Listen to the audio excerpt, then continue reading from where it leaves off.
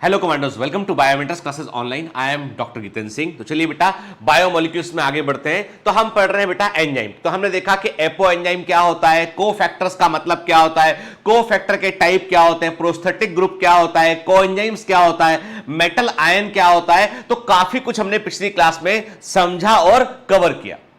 देखो बेटा, सबसे पहले एक बात मैं आपसे बोलूंगा कि ये थोड़ा सा टफ टाइम है। अभी इंडिया के अंदर कोरोना के केसेस बड़ी तेजी से बढ़ रहे हैं। तो मेरा आप सबसे आग्रह है कि प्लीज टेक प्रॉपर प्रिकॉशन। क्या प्रॉपर प्रिकॉशन लीजिए। हम लोग भी अपने यहां पे ध्यान रखते हैं, लेकिन वही वाली बात है ना बेटा कि हमको अपनी ओर से पूरा प्रॉपर प्रिकॉशन लेना चाहिए, ठीक है, ताकि हम अनायास जो है वो वायरस के संपर्क में ना आए हम। चलिए, तो ये तो एक कंटेम्परेरी बात आपको मैंने बताया। अभी हम अपने चैप्टर पर वापस कंटिन्यू करते हैं। तो हम बात कर रहे थे बेटा एंजाइम्स के ऊपर, लेकिन चैप्टर में आगे बढ़ने के पहले यस हमेशा की तरह कुछ प्रश्नों के उत्तर करने पड़ेंगे आपको के। चलिए, तो आपके सामने जो है जैसे देखिए, एक तो हमने आपसे कहा था बेटा कोफैक्टर्स के बारे में आपको बतलाया था। मैंने आपसे कहा था यदि कोफैक्टर्स को आप हटा दोगे तो एंजाइम प्रॉपर्ली फंक्शन नहीं कर पाएगा। इस पर हमने बात किया था। हमने कहा था कि कोफैक्टर में क्या क्या इन्वॉल्व थे। उसमें जो है वो प्रोस्थेटिक ग्रुप इन्वॉल्व थे, ठीक है, जो टाइटली बाउंड थे, ऑर्गेनिक ग्रुप थे। फिर उसमें कोएंजाइम इन्वॉल्व थे जो ट्रांजिएंट बाइंडिंग को शो कर रहे थे, याद है ना कि, और फिर मेटल आयन इन्वॉल्व थे, याद है। चलिए, तो क्वेश्चन वही आपको बताना है 1 2 3 4 5 6 7 इनके नाम बताने हैं कि ये कौन से आयन है के। आपको बताना है कि ये कौन से मेटल आयन है के। आपको इन मेटल आयन के बारे में बतलाना है कि 1 क्या है, 2 क्या है, 3 क्या है, 4 क्या है, 5 क्या है, 6 क्या है, 7 क्या है। जो याद हो वो लिखना, ठीक है, नकल करके मत लिखना कमेंट में, समझ गए ना। कि जो आपको याद आ रहा है वो लिखना, आपके नहीं याद आ रहा है खाली छोड़ देना आप, ताकि आपको रियलाइज तो हो कि हाँ ये भूल गए थे हम, हमें से याद रखना था, ठीक है ना बेटा। तो देखो, मैं यदि पूछूंगा नहीं ना तो आप इसको इंपॉर्टेंस नहीं देंगे इसको आप, और आपको इसको इंपॉर्टेंस देना है बेटा। एग्जाम में पूछा जाता है कि तो एटीपीएज, कार्बोनिक एनहाइड्रेज और डिहाइड्रोजनेज, पेप्टिडेज, तो आपको बताना 1 2 3 4 5 6 7 क्या है, इनके नाम कमेंट में लिख भेजिएगा। जो नहीं आता बेटा खाली छोड़ देना है ना, ठीक है। मैं सारे कमेंट देखता हूं, क्लियर। मैं रिएक्ट नहीं करता पर सारे कमेंट में देखता हूं आपके, इसलिए प्लीज ये मानकर चला कीजिए कि मैं सारे कमेंट आपके देख रहा हूं के, और आपको जो इंस्ट्रक्शन दिए गए उनको आपको फॉलो करना है, ठीक है। चलिए, देन दूसरा क्वेश्चन आज का थोड़ा सा देखो बेटा, आज थोड़ा सा मेहनत करके लिख देना कमेंट करके। तो आपको बताना है कि नाम, अब आपको मैंने परफॉर्मेंस इनहांसमेंट शीट मैंने अपलोड किया है, ठीक है। जो परफॉर्मेंस इनहांसमेंट शीट, मुझे लगता है नंबर शायद उसका 81 नंबर होगा शीट का, एक बार आप टैली कर लेना। तो परफॉर्मेंस इनहांसमेंट शीट में मैंने कोफैक्टर्स के बारे में कुछ लिखा है बेटा। वहां पे मैंने कि कौन सा विटामिन बी कॉम्प्लेक्स के किस विटामिन का नाम क्या है और किसके अंदर देखने मिलता है। तो अभी आपको केवल बताना है कि विटामिन B1 नेम क्या होता है, क्या नाम है इसका के। जैसे मैं कहता हूं आपसे किसका नाम राइबोफ्लेविन है, किसका नाम जो है वो नियासिन है के, तो आपको ये पूरी लिस्ट, किसका नाम पेंटोथेनिक एसिड है, किसका नाम साइनोकोबालेमिन है के, तो ये आपको बताना है के। तो आपको बताना है ए, मेरे छाप पे लेवल के, ए क्या है, बी क्या है, सी क्या है, डी क्या है, ठीक है, ई क्या है, एफ क्या है, ठीक है, जी क्या है, एच क्या है, A B C D E F G H, ठीक है। तो आपको बताना है कि B1 का नाम क्या है, B2 का नाम क्या है, B3 का नाम क्या है, B5 का नाम क्या है, B6 का नाम क्या है, B7 का नाम क्या है, B9 का नाम क्या है और B12 का नाम क्या है। प्लीज प्लीज प्लीज आंसर करना है। It is very very important कि ये आपको ह्यूमन फिजियोलॉजी, ये आपको ह्यूमन फिजियोलॉजी के अंदर भी काम आएगा, ये आपको ह्यूमन फिजियोलॉजी के अंदर भी बेटा काम आएगा, ध्यान रखना आपको, क्लियर, ठीक है। तो आज का थोड़ा सा होमवर्क बड़ा है, आंसर चाहिए मेरे को। चलिए आगे बढ़ते हैं के। तो हम बेटा पिछली क्लास में बात करते हैं, हम जो है वो हम बात करते हैं किसके बारे में, हम बात करते हैं कैरेक्टरिस्टिक के बारे में बात कर रहे थे अब कि एक्चुअली में हम बात करते हैं कि एंजाइम्स के कैरेक्टरिस्टिक क्या होते हैं, इस पर हम बात कर रहे थे। तो मैंने आपको बताया था कि एंजाइम्स आर दी बायोकैटलिस्ट, ये बायोलॉजिकल रिएक्शंस के अंदर, जैविक अभिक्रियाओं के अंदर जो है रेट ऑफ रिएक्शन को बढ़ाते हैं, दोनों दिशाओं में बढ़ाते हैं। तो दे does not disturb the equilibrium, ये साम्य अवस्था को डिस्टर्ब नहीं करते हैं, रेट ऑफ रिएक्शन को बढ़ाते हैं, एक्टिवेशन एनर्जी को कम करके ये काम करते हैं। तो हमने कहा बायोलॉजिकल सिस्टम के कैटलिस्ट हैं। ठीक है, रेट ऑफ रिएक्शन को दोनों दिशाओं में बढ़ाते हैं, केमिकल इक्विलिब्रियम को डिस्टर्ब नहीं करते हैं, ठीक है ना। फिर हमने कहा था enzymes are specific for their substrate, हर ताले की अपनी खुद की एक चाबी होती है, वैसे ही हर एंजाइम जो है अपने सबस्ट्रेट मॉलिक्यूल को पहचानता है और उसे प्रोडक्ट में कन्वर्ट करता है। और 2000 से अधिक एंजाइमों को हम आइडेंटिफाई कर चुके हैं कि ये भी आपके डीपीएस के अंदर क्वेश्चन था, एक बड़ा वेग क्वेश्चन है, जनरल क्वेश्चन है, पर पता होना चाहिए कि आज हम जो है वो 2000 से अधिक प्रकार के एंजाइमों का विस्तृत अध्ययन कर चुके हैं, डिटेल स्टडी हम कर चुके हैं। तो एंजाइम्स स्पेसिफिक होते हैं अपने सबस्ट्रेट मॉलिक्यूल के लिए, टाइप ऑफ केमिकल रिएक्शन के लिए, यानी किस तरह का केमिकल रिएक्शन करेंगे, किस सबस्ट्रेट से क्रिया करेंगे, कौन से प्रोडक्ट में कन्वर्ट करेंगे, इसके लिए एंजाइम स्पेसिफिक होते हैं, ठीक है। फिर एंजाइम चूंकि प्रोटीन से बने होते हैं, कुछ अपवादों को छोड़ दें, एंजाइम प्रोटीन से बने होते हैं, वेरी हाई टेम्परेचर पर प्रोटीन जो है वो कोगुलेट कर जाते हैं, इसलिए जो है वो प्रोटीन काम नहीं कर पाते, तो एंजाइम्स आर थर्मोसेंसिटिव, ये थर्मोलेवाइल होते हैं, तापमान के लिए संवेदनशील होते हैं। एंजाइम पर पीएच का भी असर पड़ता है, हाइड्रोजन आयन कॉन्सेंट्रेशन का असर पड़ता है, क्योंकि एंजाइम की जो एक्टिव ग्रुप है, एंजाइम के जो सक्रिय समूह है, सब पड़ा हुआ है, बार बार बतला रहा हूं, कोई बच्चा गलती नहीं करेगा इसमें, समझ गए ना के। तो एंजाइम के जो सक्रिय समूह है, जो एक्टिव ग्रुप है, वो एमाइनो एसिड की जो साइड चेन्स होती हैं उससे बने होते हैं। भाई देखो, सारे अमाइनो एसिड में हाइड्रोजन एक समान, एमिनो ग्रुप एक समान, कार्बोक्सिलिक ग्रुप एक समान, तो फर्क किस चीज का है? आर ग्रुप का, एल्काइल ग्रुप का। तो वो जो साइड चेन है ना, वही डिसाइड करती है कि एक्टिव साइट कौन सी रिएक्शन करेगा, किस तरह का होगा वोट के। तो जब आप मीडियम का पीएच, आप उसका जो है वो हाइड्रोजन आयन कॉन्सेंट्रेशन या पीएच को परिवर्तन करते हैं, तो साइड चेन पर असर पड़ता है, जिससे कि एक्टिव साइट जो है वो कई बार काम नहीं कर पाते। भाई आपने साइड चेन को अफेक्ट कर दिया तो एंजाइम कैसे काम करेगा वो, है ना, उसका तो नेचर ही बदल दिया आपने। इसीलिए जो पेप्सिन है, जो हमारे स्टमक के अंदर प्रोटीन पचाने वाला एंजाइम है पेप्सिन, ये एसिडिक पीएच पे काम करता है, ये पीएच 2 पे काम करता है, ये पीएच 7 पे काम नहीं करता। के किस पे काम करता है? पीएच 2 पे।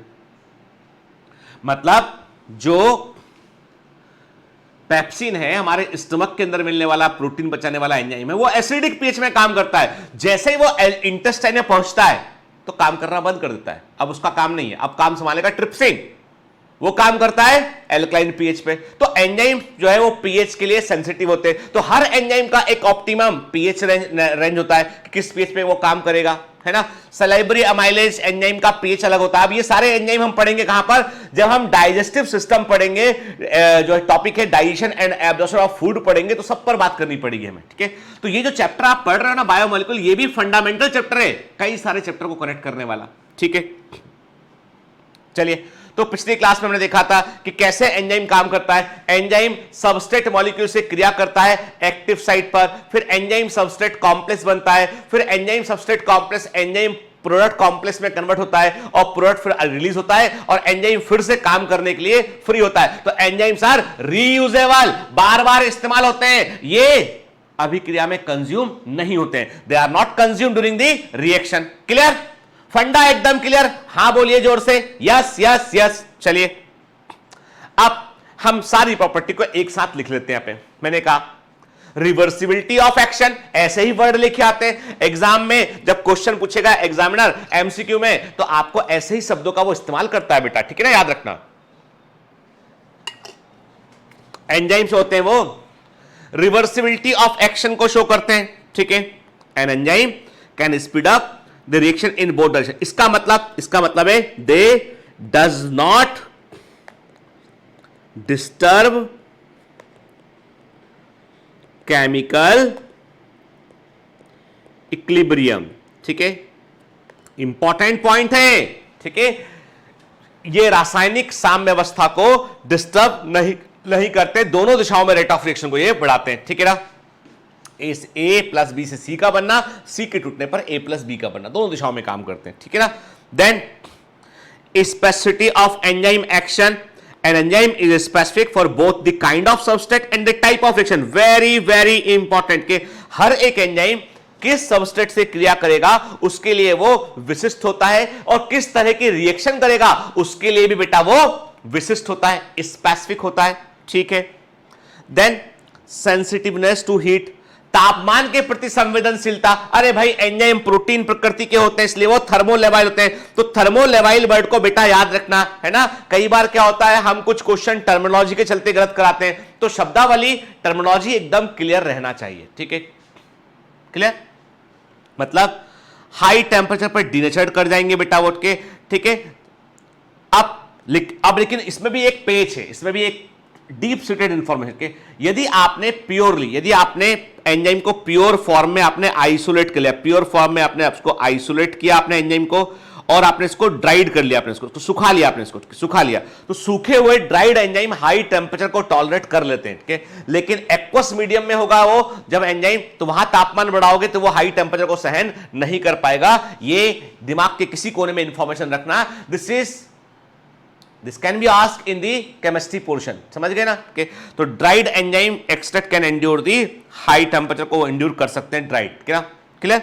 बाकी नॉर्मली हम ये मान के चलते हैं कि चूंकि हमारी सेल के अंदर बात कर रहे हैं, हम बायोमोलिक्यूल्स के पॉइंट ऑफ व्यू से बात कर रहे हैं, और बायोमोलिक्यूल्स सेल के अंदर होंगे, लिविंग सेल के अंदर होंगे, तो वहां तो एक्वस मीडियम ही होगा, तो वहां पर एंजाइम हाई टेम्परेचर को बर्दाश्त नहीं कर पाते, देन इसीलिए बुखार अच्छा नहीं होता है। हम कहते हैं ना कि तेज बुखार है, हम कहते हैं तेज बुखार है तो सर पर जो है वो ठंडे पानी की पट्टियां सर पे रखें। मैंने देखा है कि एक बार मेरे नाना जी जो है वो अभी तो नहीं है इस दुनिया में, मेरे नाना जी जो है वो काफी बीमार पड़ गए थे, उनको 104 105 बुखार था, फीवर तक के। जब मैं छोटा बच्चा था मुझे याद आने, तब मैं जो है वो 9th में रहा हूंगा बैठ के, तो 9th क्लास में मैं था, तो मेरे नाना जी जो है वो गंभीर बीमार पड़ गए। उनको एक डॉक्टर थे, अभी भी है वो डॉक्टर, काफी अच्छे डॉक्टर हैं वो, अब तो ऑर्थोपेडिक सर्जन बन गए। उस जमाने में उन्होंने एमबीबीएस करने के बाद प्रैक्टिस शुरू किया होगा, उनका एक छोटा सा हॉस्पिटल कहीं था मंडीदीप में, तो उस समय हम लोग मामा जी के वहां गए होते, काफी बीमार पड़ गए थे मेरे नाना जी, तो उनको हॉस्पिटल लेके गए, कप रहे थे, कुछ कुछ बोल भी रहे थे, वो पता ना हाई फीवर में आदमी कुछ कुछ बोलने लगता है, कोई भी शब्द बोलने लगते हैं अनाप शनाप, ठीक है। तो उनको वहां लेके गए कि वहां पे डॉक्टर ने देखा, उनको देखा 105 106 बुखार है, तो उन्होंने बोला कि बर्फ लेके आइए, ठीक है। तो हम लोग बर्फ लेने मालूम है कहां गए, ये शायद वो गर्मी के दिन रहे होंगे, तो उस जमाने में हम लोग बर्फ लेने गए, जो ये होता ना अपना गन्ने का रस निकालते हैं लोग, उसके पास बर्फ होता है, तो उससे हमने बर्फ खरीदा के, तो बर्फ लेके आए हम, और उस आइस को लेके आए, डॉक्टर ने उस आइस को लिया और उस नर्स को बोला और पकड़ा उनको, और उनको जो है वो पूरे शरीर में आइस लगा दिया। वो एकदम गुस्से में, लाल चेहरा हो गया नाना जी का, बहुत गुस्से में। डॉक्टर को भी उन्होंने 50 बातें बोली होंगे, डॉक्टर ने सब्र से 50 बातें सुनी, पूरे शरीर में बर्फ लगा दिया, पूरे समेट के एकदम आइस जो होता ना पैक फोड़ के आइस को लगा के कपड़े में पूरे में फैला दिया के, मतलब ऑलमोस्ट, और वो एकदम गुस्से में एकदम कि मेरे को बुखार है तेज, मेरे को बर्फ लगा दिया, मैं और बीमार हो जाऊंगा, मारना चाहते हो क्या के, 50 बातें बोली होंगी उन्होंने के। मैं देख रहा था, डॉक्टर ने बोला आप लोग बाहर, हम लोग वो डॉक्टर्स बता रहा हूं मैं कि उस दिन जब मैं 9th में था, मैंने डॉक्टर को काम कर देखा, मैंने कहा ये जो बीमार मरीज है वो 50 गालियां भी बक रहे हैं। डॉक्टर ने कहा ये बीमार है, इनका संतुलन ठीक नहीं, को पता नहीं कि क्या इनके लिए सही है, लेकिन वो 50 चीजें सुनकर भी डॉक्टर वो करता रहा जो करना था उसने, और उसके बाद उनको ठीक कर दिया उन्होंने, फिर दवाएं दी, सब कुछ किया, और उसके बाद मेरे नाना जी 4-5 दिन बाद बताया उनको कि आपने ऐसा ऐसा किया था इनके साथ में। गए उनके पास में डॉक्टर साहब से, शशांक अग्रवाल डॉक्टर साहब थे, उनसे जाके बोला, सॉरी बोला, उनसे माफी मांगी उन्होंने, और जो है वो कि आपने मुझे ठीक कर दिया, मुझे लगा था मैं मर जाऊंगा, आपने बचा लिया।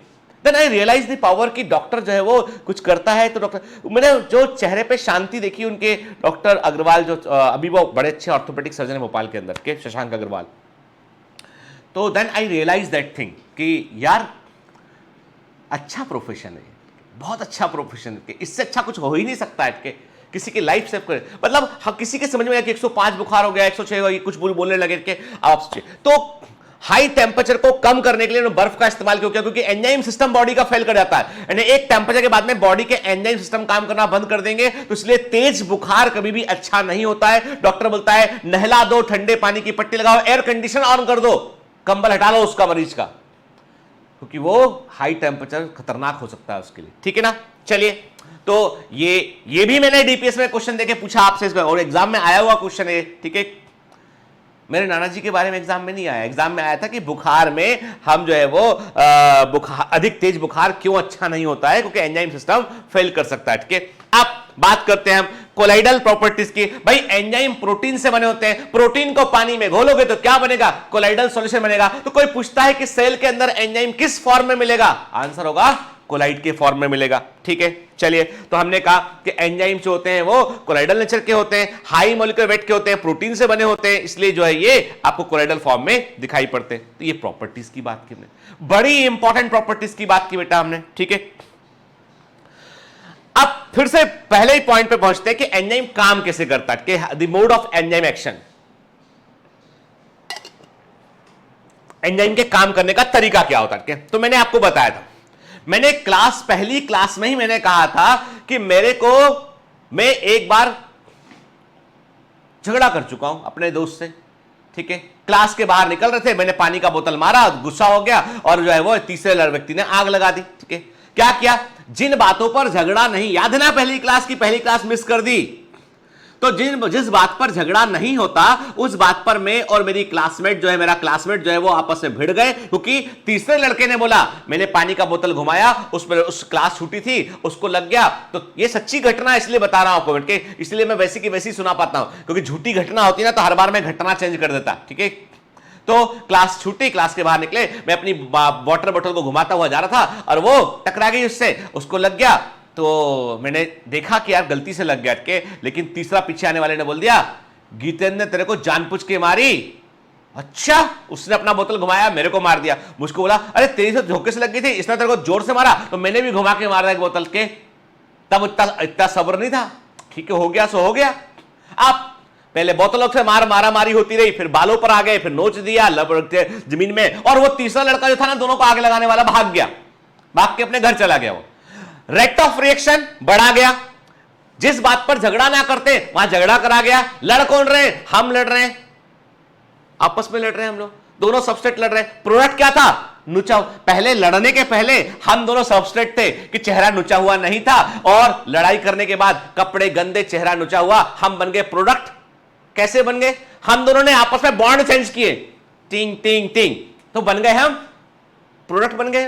वो तो निकल लिया, कहां निकल लिया, अब किसी और को भिड़ा रहा होगा जाके। वो तो कुछ लोग होते हैं जो प्रकृति से एंजाइम होते हैं, उन्हें यही मजा आता है कैसे कैसे भिड़ा दें, कैसे कैसे झगड़ा करा दें, और दे एंजॉय द थिंग के उनको बड़ा मतलब वो कुछ नहीं होगा ना, वो तो खुद के मन में ही लड़ रहे होंगे आपस में, वो अपने आप से लड़ रहे होंगे। उनके डिफरेंट काइंड ऑफ लोग होते हैं, उनको झगड़ा कराने में बहुत मजा आता है उनके। तो चलिए, तो ऐसे एंजाइमों से बचकर रहिएगा के, जीवन में बहुत मिलेंगे आपको, बहुत सारे मिलेंगे आपको। आपको कोई बात को फैलाना हो ना, पहचान लो एंजाइम को क्या बोलना है मुझे के, देखना वो सब जगह फैला देगा वो बात।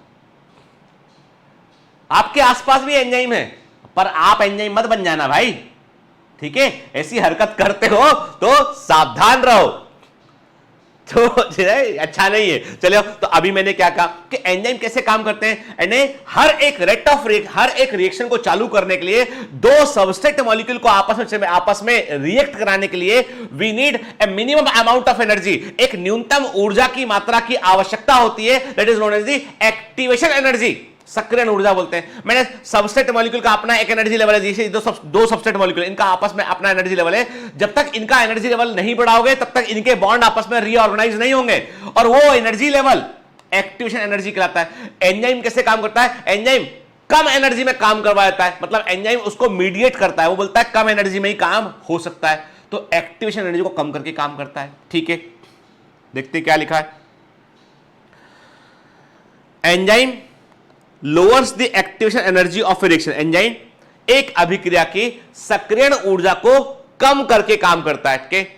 अब क्या मतलब है बेटा एक्टिवेशन एनर्जी का, देखिए the amount of energy required to raise the energy of molecule to level at which chemical reaction can occur के। देखो बेटा, what is the meaning of activation energy, यानी आप किसको बोलोगे बेटा, सक्रियण ऊर्जा किसको बोलोगे आप, एक्टिवेशन एनर्जी क्या होता है, ठीक है।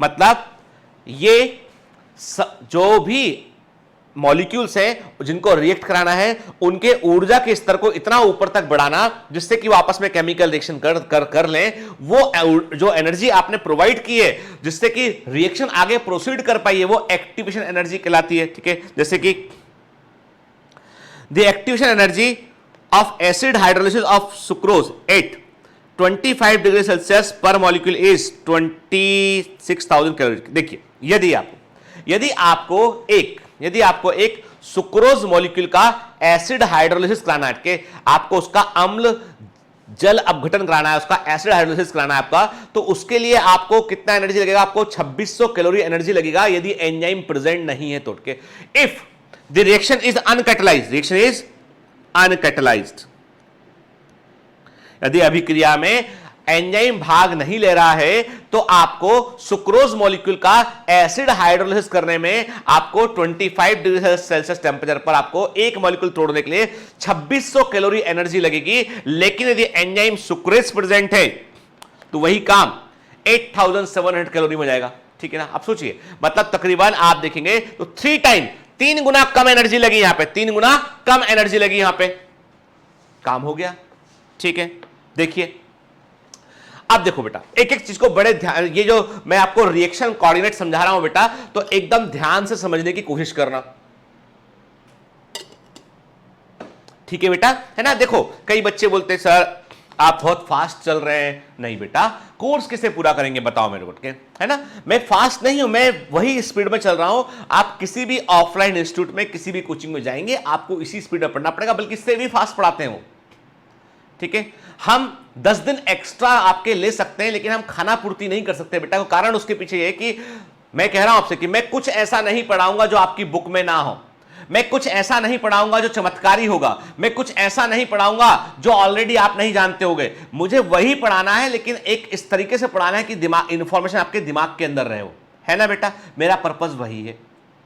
जो टीचर इस बात का दावा करते हैं कि वो चमत्कारी हैं, वो परम ज्ञानी हैं, तो मैं उनको दूर से प्रणाम करता हूं और मैं कहता हूं कि आप अपना भरोसा अपने पास रखिए। मुझे इतना पता है कि मेरे बच्चे चमत्कारी हैं, मुझे इतना पता है कि मेरे कमांडोज जो है ना वो प्रतिबद्ध है, वो मेहनती हैं, उनके लिए मैं मेहनत करता हूं। एक सामान्य व्यक्ति हूं, सामान्य आदमी हूं, सामान्य टीचर हूं, अपना कंटेंट सही तरीके से प्रेजेंट करने की कोशिश करता हूं, और बाकी फिर मेरे बच्चे हैं जो आउटस्टैंडिंग परफॉर्म करते हैं। The all credit goes to you. जिस बच्चे के 690 ऊपर नंबर भी आ रहे हैं, तो वो सारे बच्चे बेटा वो बच्चे हैं जो खुद से मेहनती। मेरा क्या, मैं तो सबको पढ़ा रहा हूं उनके।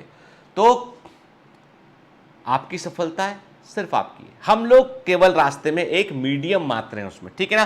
पर प्लीज हम पर भरोसा कीजिए कि हम जो बता रहे हैं उसको टाइमिंगली पूरा कीजिए, उसको फॉलो करिए बेटा, तो सक्सेस जरूर मिलेगी। चलिए, तो अभी बोल रहा हूं रिएक्शन कोऑर्डिनेट पे ध्यान देना एक एक बात पे। नंबर 1 देखो बेटा, जैसे हम बात करते हैं कि हमने क्या कहा, हमने कहा सबस्ट्रेट मॉलिक्यूल के, मैंने कहा कि ये क्या है, अब आप बोलोगे ये है बेटा एक एनर्जी। मैंने आपसे कहा ना कि ये एक, हर एक सबस्ट्रेट मॉलिक्यूल में अपना एक एनर्जी लेवल होगा। हर एक सबस्ट्रेट मॉलिक्यूल में अपना एक एनर्जी लेवल होगा। तो हमने उसको जो है एक ग्राफ माने, तो ग्राफ में हमने इसको ऐसे शो किया हुआ। चलिए हमको उसको पहले पूरा करते हैं इसको। ठीक है,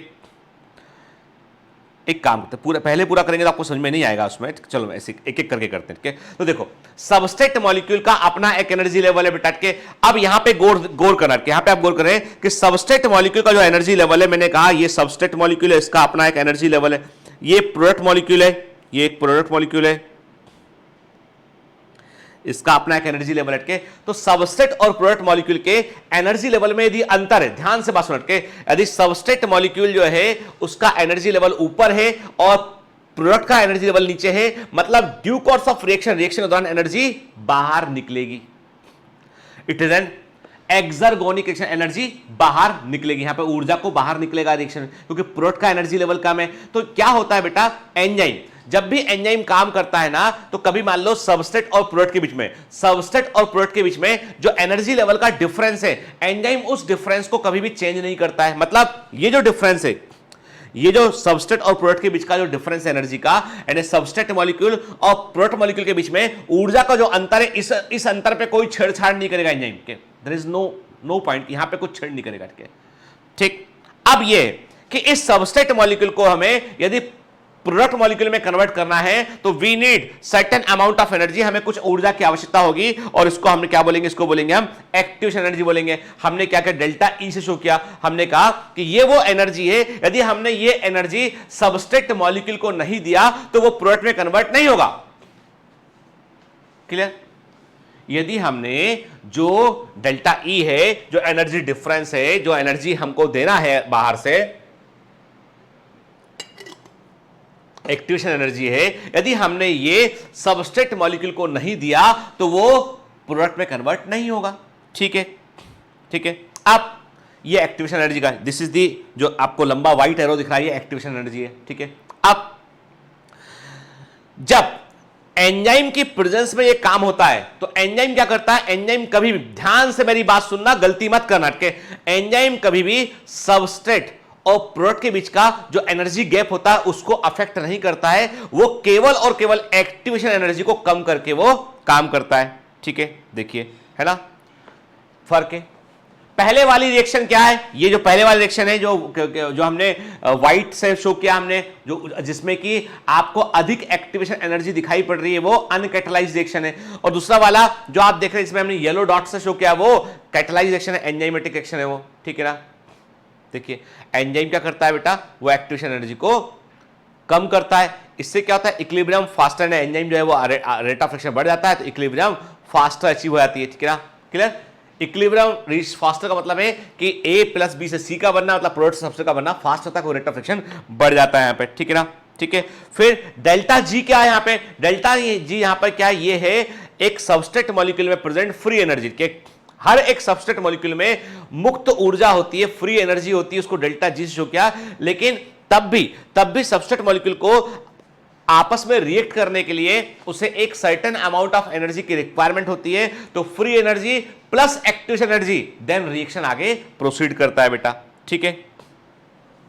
enzyme has no effect on free energy difference between substrate and the product molecule के, सबस्ट्रेट और प्रोडक्ट मॉलिक्यूल के बीच में जो फ्री एनर्जी का डिफरेंस है बेटा, उसमें उसे जैसे मैंने कहा कि ये प्रोडक्ट का और सबस्ट्रेट के बीच में जो फ्री एनर्जी का डिफरेंस है, देखो बेटा हर मॉलिक्यूल के पास में मुक्त ऊर्जा होती है, फ्री एनर्जी होती है। अब ये फ्री एनर्जी कहां से आती है, आप बोलोगे सर हमको तो बिल्कुल समझ में नहीं आ रहा है कि ये आप क्या बता रहे हो, कौन सा कॉन्सेप्ट बता रहे हो, फ्री एनर्जी का मतलब क्या है, क्या बता दो एक बार। देखो बेटा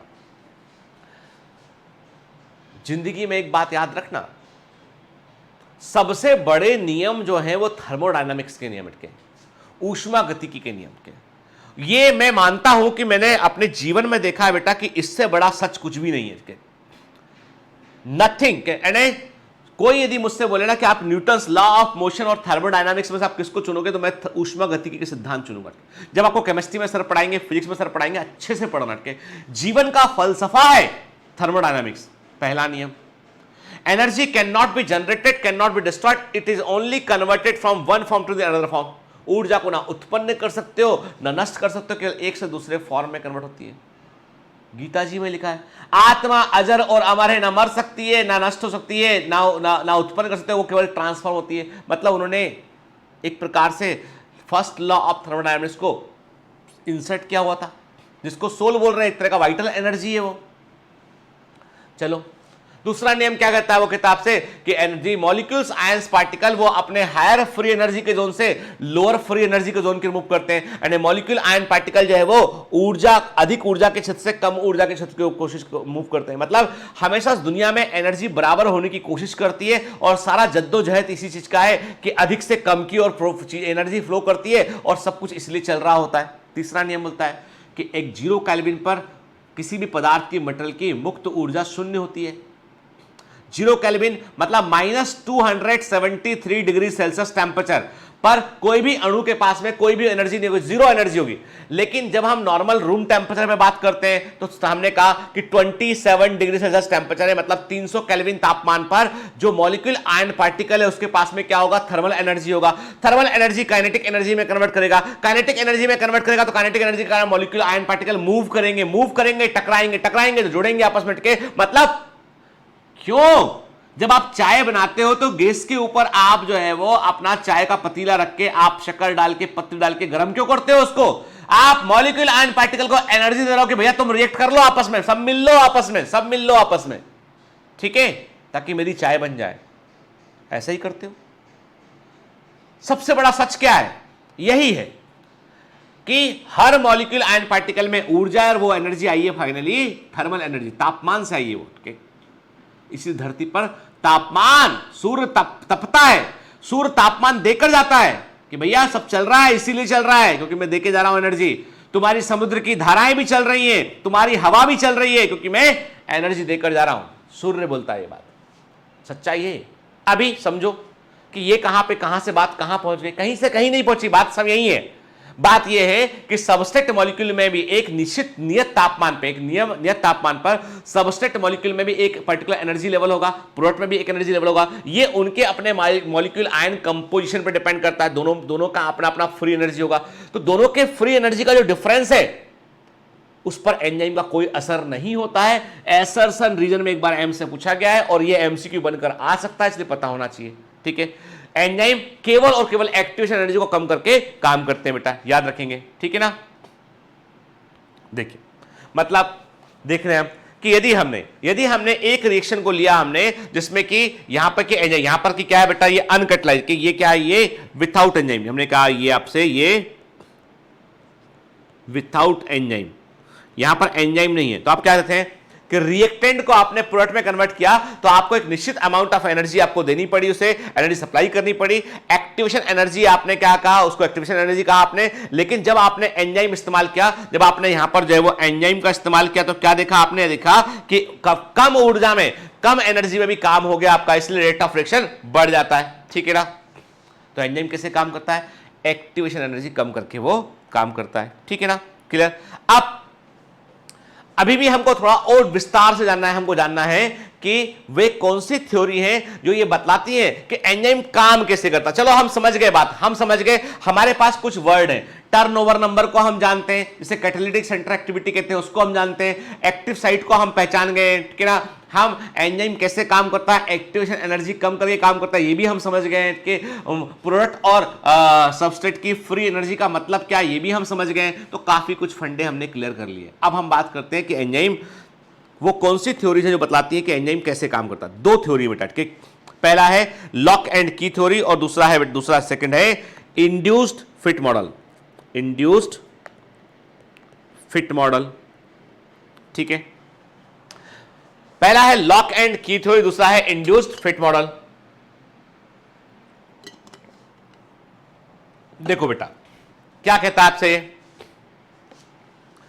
पहला यदि आप इमेज को ध्यान से देखेंगे, आप देखेंगे कि जो लॉक एंड की थ्योरी बोलता है कि एंजाइम एक ताले के समान है, सबस्ट्रेट मॉलिक्यूल एक चाबी के समान है, और एंजाइम में एक जैसे ताले में एक लॉक में अपनी ही चाबी लग सकती है, वैसे एक एंजाइम में अपना ही जो है वो सबस्ट्रेट मॉलिक्यूल आके जुड़ सकता है, जुड़ेगा और उसे एंजाइम फिर प्रोडक्ट में कन्वर्ट कर देगा। ये लॉक एंड की थ्योरी के, ठीक है। तो इस थ्योरी के अकॉर्डिंग क्या, इस थ्योरी के अकॉर्डिंग ये है कि लॉक के अंदर, एक लॉक के अंदर, चलो लॉक भी आ गया हमारे पास में, ये लॉक आ गया हमारे पास में, ये की आ गया हमारे पास में, ठीक, लॉक एंड की। तो एक ताले में एक लॉक के अंदर मैंने क्या कहा, मैंने कहा कि चाबी लगाने की, की लगाने की एक निश्चित जगह है इसमें, the whole surface is not reactive, there is a particular place जहां पे जुड़ेगा। इसे हमने क्या बोला, की होल को हमने क्या बोला, एक्टिव साइड बोला। सबस्ट्रेट मॉलिक्यूल आके जुड़ा इससे ये, और जाके आके इसने जुड़ा है और इसने अपना काम किया है आके, ठीक है ना, क्लियर। ये बोलता है, तो मतलब ये है कि इसमें फिक्स एक्टिव साइट है, ऑलरेडी ओपन है, प्रेजेंट है, सबसेट मॉलिक्यूल होगा। अब क्या हो सकता है इसमें, इसके समान दिखने वाली चाबी यहां के जुड़ेगी, लेकिन भले ही वो रिएक्शन ना कर पाए। कई बार होता ना कि ताले एक समान होते हैं, चाबियां अलग अलग होती है, तो दिखती चाबी एक समान है, पर आप गलत चाबी लगाओगे तो लॉक नहीं खुलेगा, ठीक है। चाबी का आकार, इस की का आकार बड़ा होगा तो ये अंदर ही नहीं जाएगी, छोटा होगा तो भी काम नहीं करेगा। सही साइज की चाबी, राइट सबस्ट्रेट मॉलिक्यूल इससे जुड़ेगा तो ये काम करेगा, है ना, ठीक है।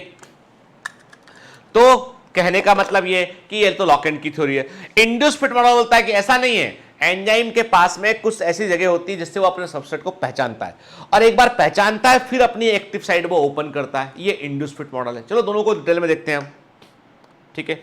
चलिए पहले बात करते हैं हम लॉक एंड की थ्योरी की बात करते हैं। इसको फिशर ने दिया, इंपॉर्टेंट है, आईएमपी एग्जाम में पूछा जाता है, फिशर ने दिया, ठीक है। It is also called the enzyme substrate complex theory. इसको हम एंजाइम सबस्ट्रेट कॉम्प्लेक्स थ्योरी भी कहते हैं। इसको हम क्या बोलते हैं, एंजाइम सबस्ट्रेट कॉम्प्लेक्स थ्योरी भी कहते हैं इसको हम, ठीक है। जैसे the enzyme molecule combine with substrate molecule to form the enzyme substrate complex. के एंजाइम मॉलिक्यूल सबस्ट्रेट मॉलिक्यूल से जुड़ता है और एंजाइम सबस्ट्रेट कॉम्प्लेक्स जो बनता है, और ये जो कॉम्बिनेशन है, this combination takes place a specific portion of the enzyme, जिसे हम क्या बोलते हैं, एंजाइम का एक्टिव साइट कहते हैं। एक्टिव साइट में विशेष प्रकार के ग्रुप पाए जाते हैं, जैसे कि अमीनो ग्रुप हो सकता है, कार्बोक्सिलिक ग्रुप हो सकता है, ठीक है, और आपके डिफरेंट टाइप के जो है वो मैंने कहा variety of group, variety of chemical group वहां पर हो सकते हैं आपके के, ठीक है। और जो है the contact is that the substrate molecule और reactant come together causing the chemical change के, और ये एक्टिव साइट पर सबस्ट्रेट मॉलिक्यूल इस प्रकार से जुड़ते हैं कि सबस्ट्रेट मॉलिक्यूल के केमिकल स्ट्रक्चर में परिवर्तन होता है और वो आपस में रिएक्ट करते हैं और प्रोडक्ट का फॉर्मेशन होता है, ठीक है ना। For this reason the enzyme substrate complex is referred as lock and key के, इसीलिए हम क्या कहते हैं बेटा, इसलिए इस थ्योरी को हम क्या बोलते हैं, लॉक एंड की थ्योरी कहते हैं, क्योंकि एक एंजाइम लॉक के समान व्यवहार करता है और सबस्ट्रेट मॉलिक्यूल एक की के समान व्यवहार करता है, और लॉक के अंदर जो की होल है वो एक्टिव साइट के समान काम करता है, ठीक है। देखिए आप देख रहे हैं एंजाइम, ठीक है, सबस्ट्रेट है ना, ठीक है, एंजाइम सबस्ट्रेट कॉम्प्लेक्स बन गया ये, ठीक है ना, तो क्या बन गया ये एंजाइम सबस्ट्रेट कॉम्प्लेक्स बन गया ये, ठीक है, this is enzyme substrate complex, है ना, ठीक। देखिए लॉक की है, ठीक है, एंजाइम सबस्ट्रेट कॉम्प्लेक्स, यदि की गलत होगा, यदि की मैच नहीं करेगा तो ये नहीं जुड़ पाएगा। कि मैंने कहा ना कि देखिए यदि आपने, देखो मैंने आपसे क्या बताया, मैंने आपसे कहा कि जैसे ये लॉक है, ये लॉक देखने में कुछ सिंपल सा लॉक है, पर ये गोदरेज का लॉक है कि इस लॉक में ऐसे, और मेरे पास घर में ऐसे कई लॉक रखे हुए हैं कि हमारे दरवाजे में, हालांकि वो सिस्टम अलग वाले लॉक भी, पर हम एक्स्ट्रा लॉक के लिए ये लॉक भी यूज करते हैं कि, तो ये लॉक जो है इस लॉक में ऐसी चाबी है कि ऐसी चाबी दूसरे लॉक की भी है, पर वो अलग है, वो इस की से वो नहीं खुलता, वो इस की से यही लॉक खुलता है। क्यों? दिखता एक समान है, पर वो, क्योंकि वो लॉक इसका है ही नहीं है, उसके अंदर वो केमिकल परिवर्तन होते ही नहीं। हम कह सकते हैं कि ये सबस्ट्रेट है तो उसके अंदर वो केमिकल परिवर्तन होंगे ही नहीं जो इससे होना चाहिए थे। तो मतलब जो लीवर है, लीवर में बारीक मार्किंग है, वो मार्किंग जो है वो इसके साथ मैच नहीं करती है तो नहीं खुलता लॉक के। तो कहने का मतलब ये कि भले ही सबस्ट्रेट मॉलिक्यूल के समान दिखने वाला केमिकल वहां पर आ जाए और एक्टिव साइट से जुड़ भी जाए तो भी वो प्रोडक्ट में कन्वर्ट नहीं हो पाएगा। मतलब एंजाइम को काम करने के लिए राइट सबस्ट्रेट मॉलिक्यूल की रिक्वायरमेंट होती है, गलत सबस्ट्रेट मॉलिक्यूल गलत मॉलिक्यूल वहां पर आएगा तो वो रिएक्शन आगे नहीं बढ़ेगी, ठीक है।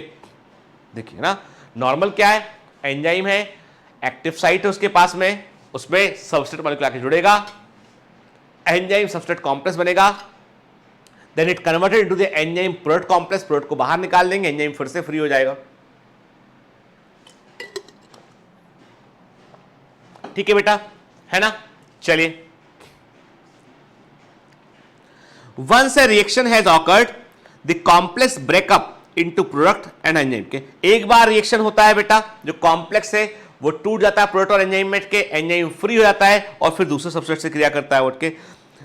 वेरी वेरी आईएमपी के, वेरी वेरी आईएमपी इंपॉर्टेंट है के, the best evidence for this lock and की और template theory of enzyme action comes from the observation that compound similar in structure to substrate inhibit the reaction। मैंने कहा ना, एक समान दिखने वाली चाबियां कंफ्यूजन क्रिएट कर सकती है लेकिन प्रोडक्ट कन्वर्ट नहीं होगा। तो ये एक बात कहता है कि एंजाइम में एक एक्टिव साइट होती है, एक की होल के समान स्ट्रक्चर होता है जहां पर सबस्ट्रेट मॉलिक्यूल आकर जुड़ता है, इसीलिए उसके समान दिखने वाली चाबियां वहां जाके जुड़ती तो है पर रिएक्शन आगे नहीं बढ़ पाता है। तो जो एंजाइम का इनहिबिशन, जो एंजाइमेटिक एक्शन, जो एंजाइम की क्रियाशीलता का संदमन या इनहिबिशन सबस्ट्रेट के समान दिखने वाले मॉलिक्यूल से होता है ना, वो इस बात का एविडेंस है कि लॉक एंड की थ्योरी सही है, ठीक है ना। तो लॉक एंड की थ्योरी क्या एक्सप्लेन करती है, what is the importance of lock and की थ्योरी के, लॉक एंड की थ्योरी एक्सप्लेन करती है कि एंजाइम अपने रिएक्शन के लिए वो स्पेसिफिक होते हैं, एंजाइम अपने एक्शन के लिए स्पेसिफिक होते हैं और वो अपने एक पर्टिकुलर सबस्ट्रेट से ही क्रिया करते हैं, उसका एविडेंस प्रोवाइड करती है, ठीक है।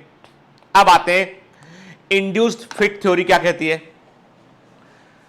इंड्यूस्ड फिट मॉडल को या इंड्यूस्ड फिट थ्योरी को दिया था कॉशलैंड ने, ठीक है। कॉशलैंड ने बोला कि भाई ऐसा नहीं है कि लॉक का हमेशा एक्टिव साइट होगा और हमेशा ओपन रहेगा। उन्होंने कहा नहीं, दरअसल क्या होता है, एंजाइम में कुछ कन्फर्मेशनल चेंजेस होते हैं, कुछ रूपांतरण होते हैं, ठीक है। जैसे इन्होंने क्या कहा देखते हैं, इन्होंने कहा थ्योरी को, इंड्यूस फिट थ्योरी को दिया बेटा कॉशलैंड ने। इन्होंने कहा कि एंजाइम का जो एक्टिव साइट है उसमें दो ग्रुप होते हैं, एक होता है बटरसिंग ग्रुप होता है, दूसरा होता है कैटालिटिक ग्रुप होता है। मतलब एक समूह वो होता है जो सबस्ट्रेट को पहचानता है, दूसरा परिवर्तन करता है।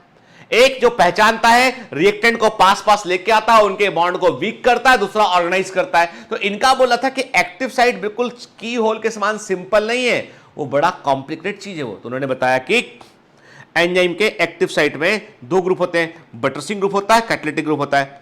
The buttressing group is meant for to able to weaken the bond of reactant by electrophilic and nucleophilic forces. वो कहते हैं, सबसे पहले तो वो कहते हैं कि जो बटरसिंग ग्रुप होता है ये अपने सबस्ट्रेट मॉलिक्यूल को पहचान कर उसको अट्रैक्ट करता है, और उसके बाद उसके जो बॉन्ड होते हैं, सबस्ट्रेट मॉलिक्यूल के जो बॉन्ड होते हैं, आधारी पदार्थ के जो बॉन्ड होते हैं, उनको वीक करता है by electrophilic and nucleophilic forces के।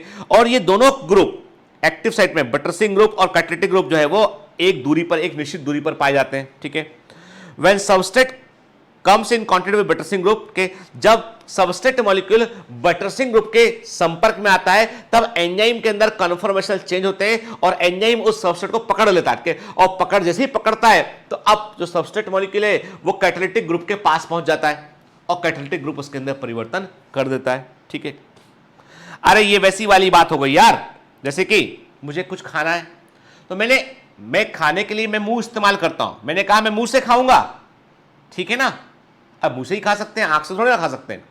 तो क्या किया हमने, तरीके हमारे पास दो हैं, प्लेट में खाना रखा हुआ है, मुंह लेके आए, खाना शुरू कर दिया, जैसे बाकी एनिमल करते हैं ना, सीधा मुंह से खाते हैं।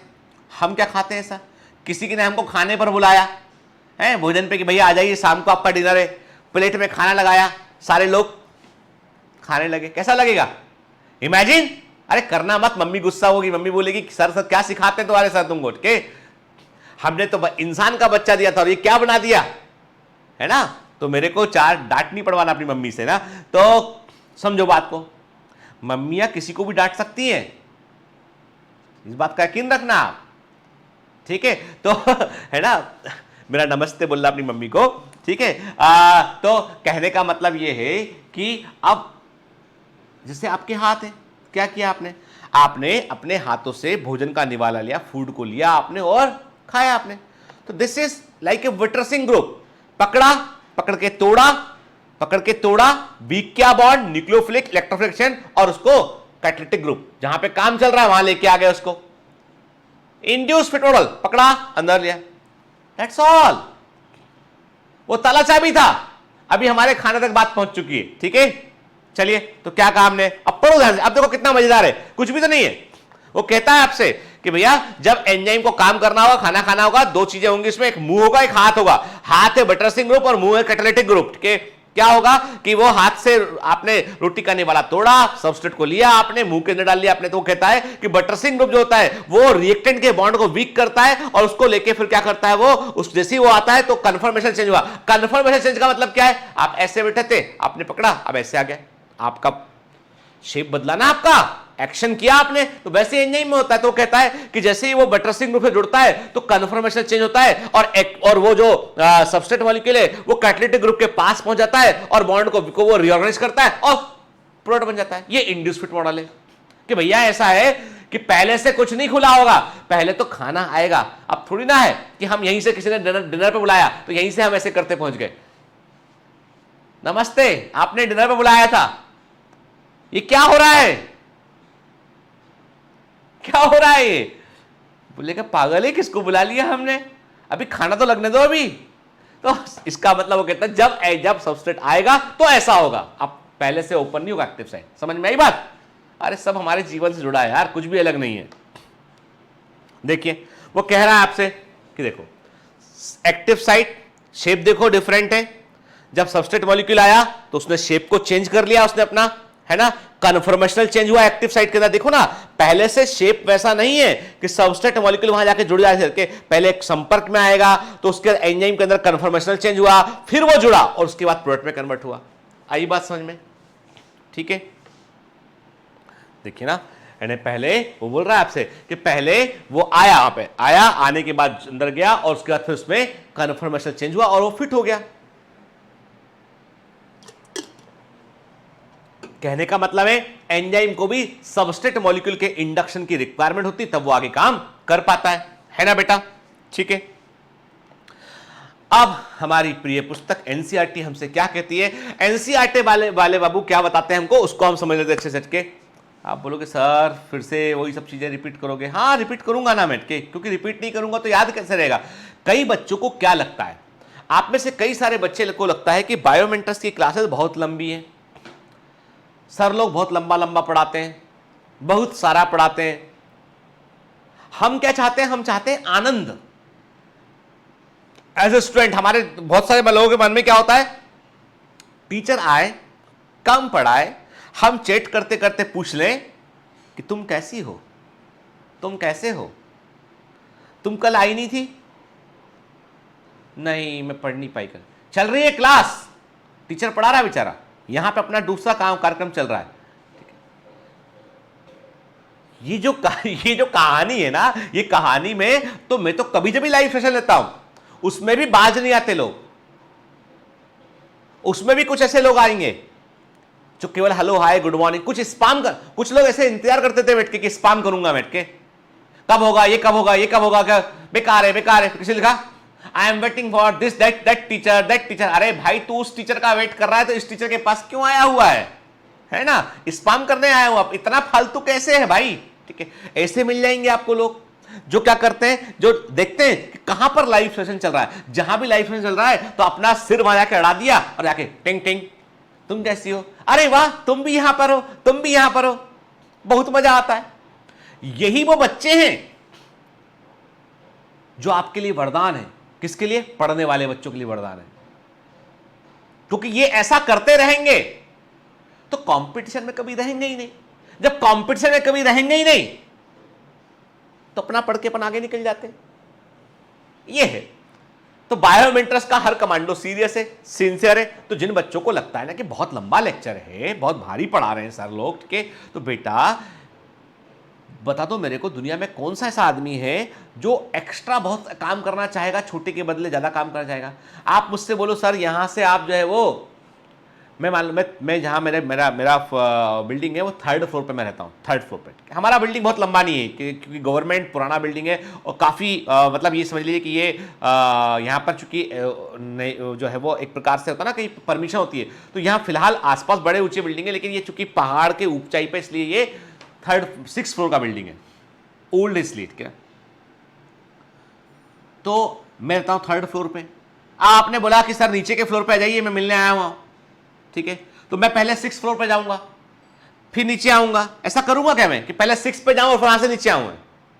यदि मैं पैदल सीढ़ी, मैं लिफ्ट की बात नहीं कर रहा, मैं ऐसा तो नहीं करूंगा ना मैं कि सीढ़ी से पहले 6 पे गए फिर सीढ़ी से नीचे उतर गए 1st पे पहुंचे, ग्राउंड पे पहुंचे, नहीं करूंगा ना। ठीक है, क्यों करूंगा? पागल हूं क्या मैं? नहीं करूंगा ना। इसका मतलब आपको लगता है ना कि एक्स्ट्रा है बहुत, ये कुछ नहीं है, ये सब सिलेबस ही है, तो इसलिए इसको पढ़ लो, सब्र से पढ़ लो। ठीक है, कुछ बात चीजें रिपीट होंगी तब लेक्चर के दौरान। अब लेक्चर को कैसे समझना है?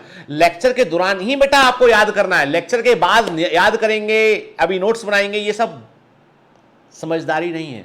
You have to put your entire 100% soul in the lecture. यही याद कीजिए, यही समझिए, यही बार बार मैं बोल रहा हूं, रिवाइज करते जाइए और सीखिए।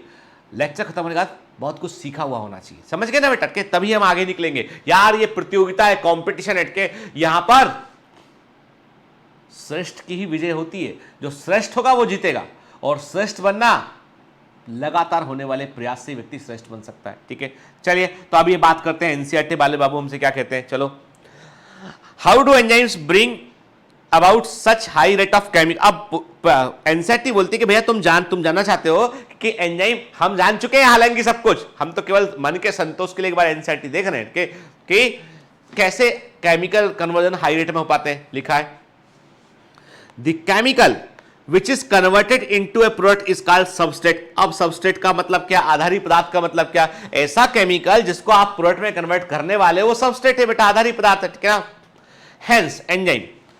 एंजाइम क्या होते हैं? ऐसे प्रोटीन होते हैं जिनमें 3 डायमेंशनल स्ट्रक्चर होता है, जिनमें एक्टिव साइट भी होती है, ये सबस्ट्रेट को प्रोडक्ट में कन्वर्ट करते हैं। क्लियर? कोई डाउट इसमें? इसमें कोई डाउट नहीं, बिल्कुल सिंपल चीजें है ना। चलिए आगे बढ़ते हैं। It is now understood that, अब ये हमें ज्ञात हो चुका है, इसकी पूरी जानकारी लगा ली हमने कि substrate S has to bind the enzyme at its active site within a given cleft और पॉकेट के, मतलब सबस्ट्रेट मॉलिक्यूल को एंजाइम के अंदर जहां पर जो एक्टिव साइट है वहां पर जुड़ना होगा, तभी ये आगे बढ़ेगा। यदि नहीं जुड़ेगा वहां पे तो ये आगे नहीं बढ़ पाएगा। क्लियर? ठीक है। The substrate has to diffuse towards the active site के, तो सबस्ट्रेट को एक्टिव साइट के पास आना पड़ेगा। There is thus an obligatory formation of enzyme substrate complex के, और उसमें सबसे इंपॉर्टेंट चीज है कि ये जब तक एंजाइम सबस्ट्रेट कॉम्प्लेक्स नहीं बनेगा रिएक्शन आगे नहीं बढ़ सकता है। मतलब ऑब्लिगेटरी का मतलब क्या होता है? अविकल्पी, नॉन ऑप्शनल के कोई विकल्प नहीं है, इट इज मैंडेटरी, ऐसा करना जरूरी है। ऑब्लिगेटरी मतलब जरूरी है, समझ गए? ठीक। E for enzyme, S for substrate. This complex formation is transient phenomena, मतलब एंजाइम सबस्ट्रेट कॉम्प्लेक्स परमानेंट हमेशा के लिए नहीं बनेगा, क्योंकि एंजाइम सबस्ट्रेट कॉम्प्लेक्स कन्वर्ट हो जाएगा बाद में, फिर एंजाइम प्रोडक्ट कॉम्प्लेक्स में और प्रोडक्ट को बाहर रिलीज करेंगे, तो इट्स ए ट्रांजिएंट फिनोमिना। ठीक है। During the state where substrate is bound to the enzyme active site, a new structure called of the substrate called transition state structure is formed के, जैसे ही आप एंजाइम सबस्ट्रेट कॉम्प्लेक्स जुड़ेगा, substrate के अंदर chemical परिवर्तन आएंगे, उसमें ट्रांजिएंट स्टेट में जाएगा और क्या बनेगा? एंजाइम प्रोडक्ट कॉम्प्लेक्स बनेगा। ठीक है। Very soon after the expected bond breaking, bond टूटा, बॉन्ड को रीऑर्गेनाइज किया, नया बॉन्ड बनाया आपने, तो क्या होगा? जो प्रोडक्ट बनेगा और प्रोडक्ट एक्टिव साइट से बाहर रिलीज होगा। ठीक है ना। In other words, the structure of substrate get transformed into the structure product के, मतलब जो स्ट्रक्चर है, जो सबस्ट्रेट मॉलिक्यूल का स्ट्रक्चर है, वो किसमें कन्वर्ट हो जाएगा? वो प्रोडक्ट मॉलिक्यूल के स्ट्रक्चर में वो कन्वर्ट हो जाएगा। ठीक है। एंड सबस्ट्रेट को प्रोडक्ट में कन्वर्ट करने के लिए केमिकल बॉन्ड को तोड़ना पड़ेगा, रीऑर्गेनाइज करना पड़ेगा, और वैसे प्रोडक्ट बन जाएगा। ठीक है ना। The pathway of this transformation must go through a so called transition state structure के, यानी इस पाथवे में क्या है? देखो एंजाइम है, ठीक है, प्लस सबस्ट्रेट है, एंजाइम सबस्ट्रेट कॉम्प्लेक्स बन गया। ठीक है। फिर ये एंजाइम प्रोडक्ट कॉम्प्लेक्स में कन्वर्ट हुआ। ठीक है। उसके बाद क्या बन गया? एंजाइम बन गया और प्रोडक्ट बन गया। ठीक है। तो ये क्या है? ये सब ट्रांजिएंट स्टेट है, बीच की अवस्था है। ठीक है ना।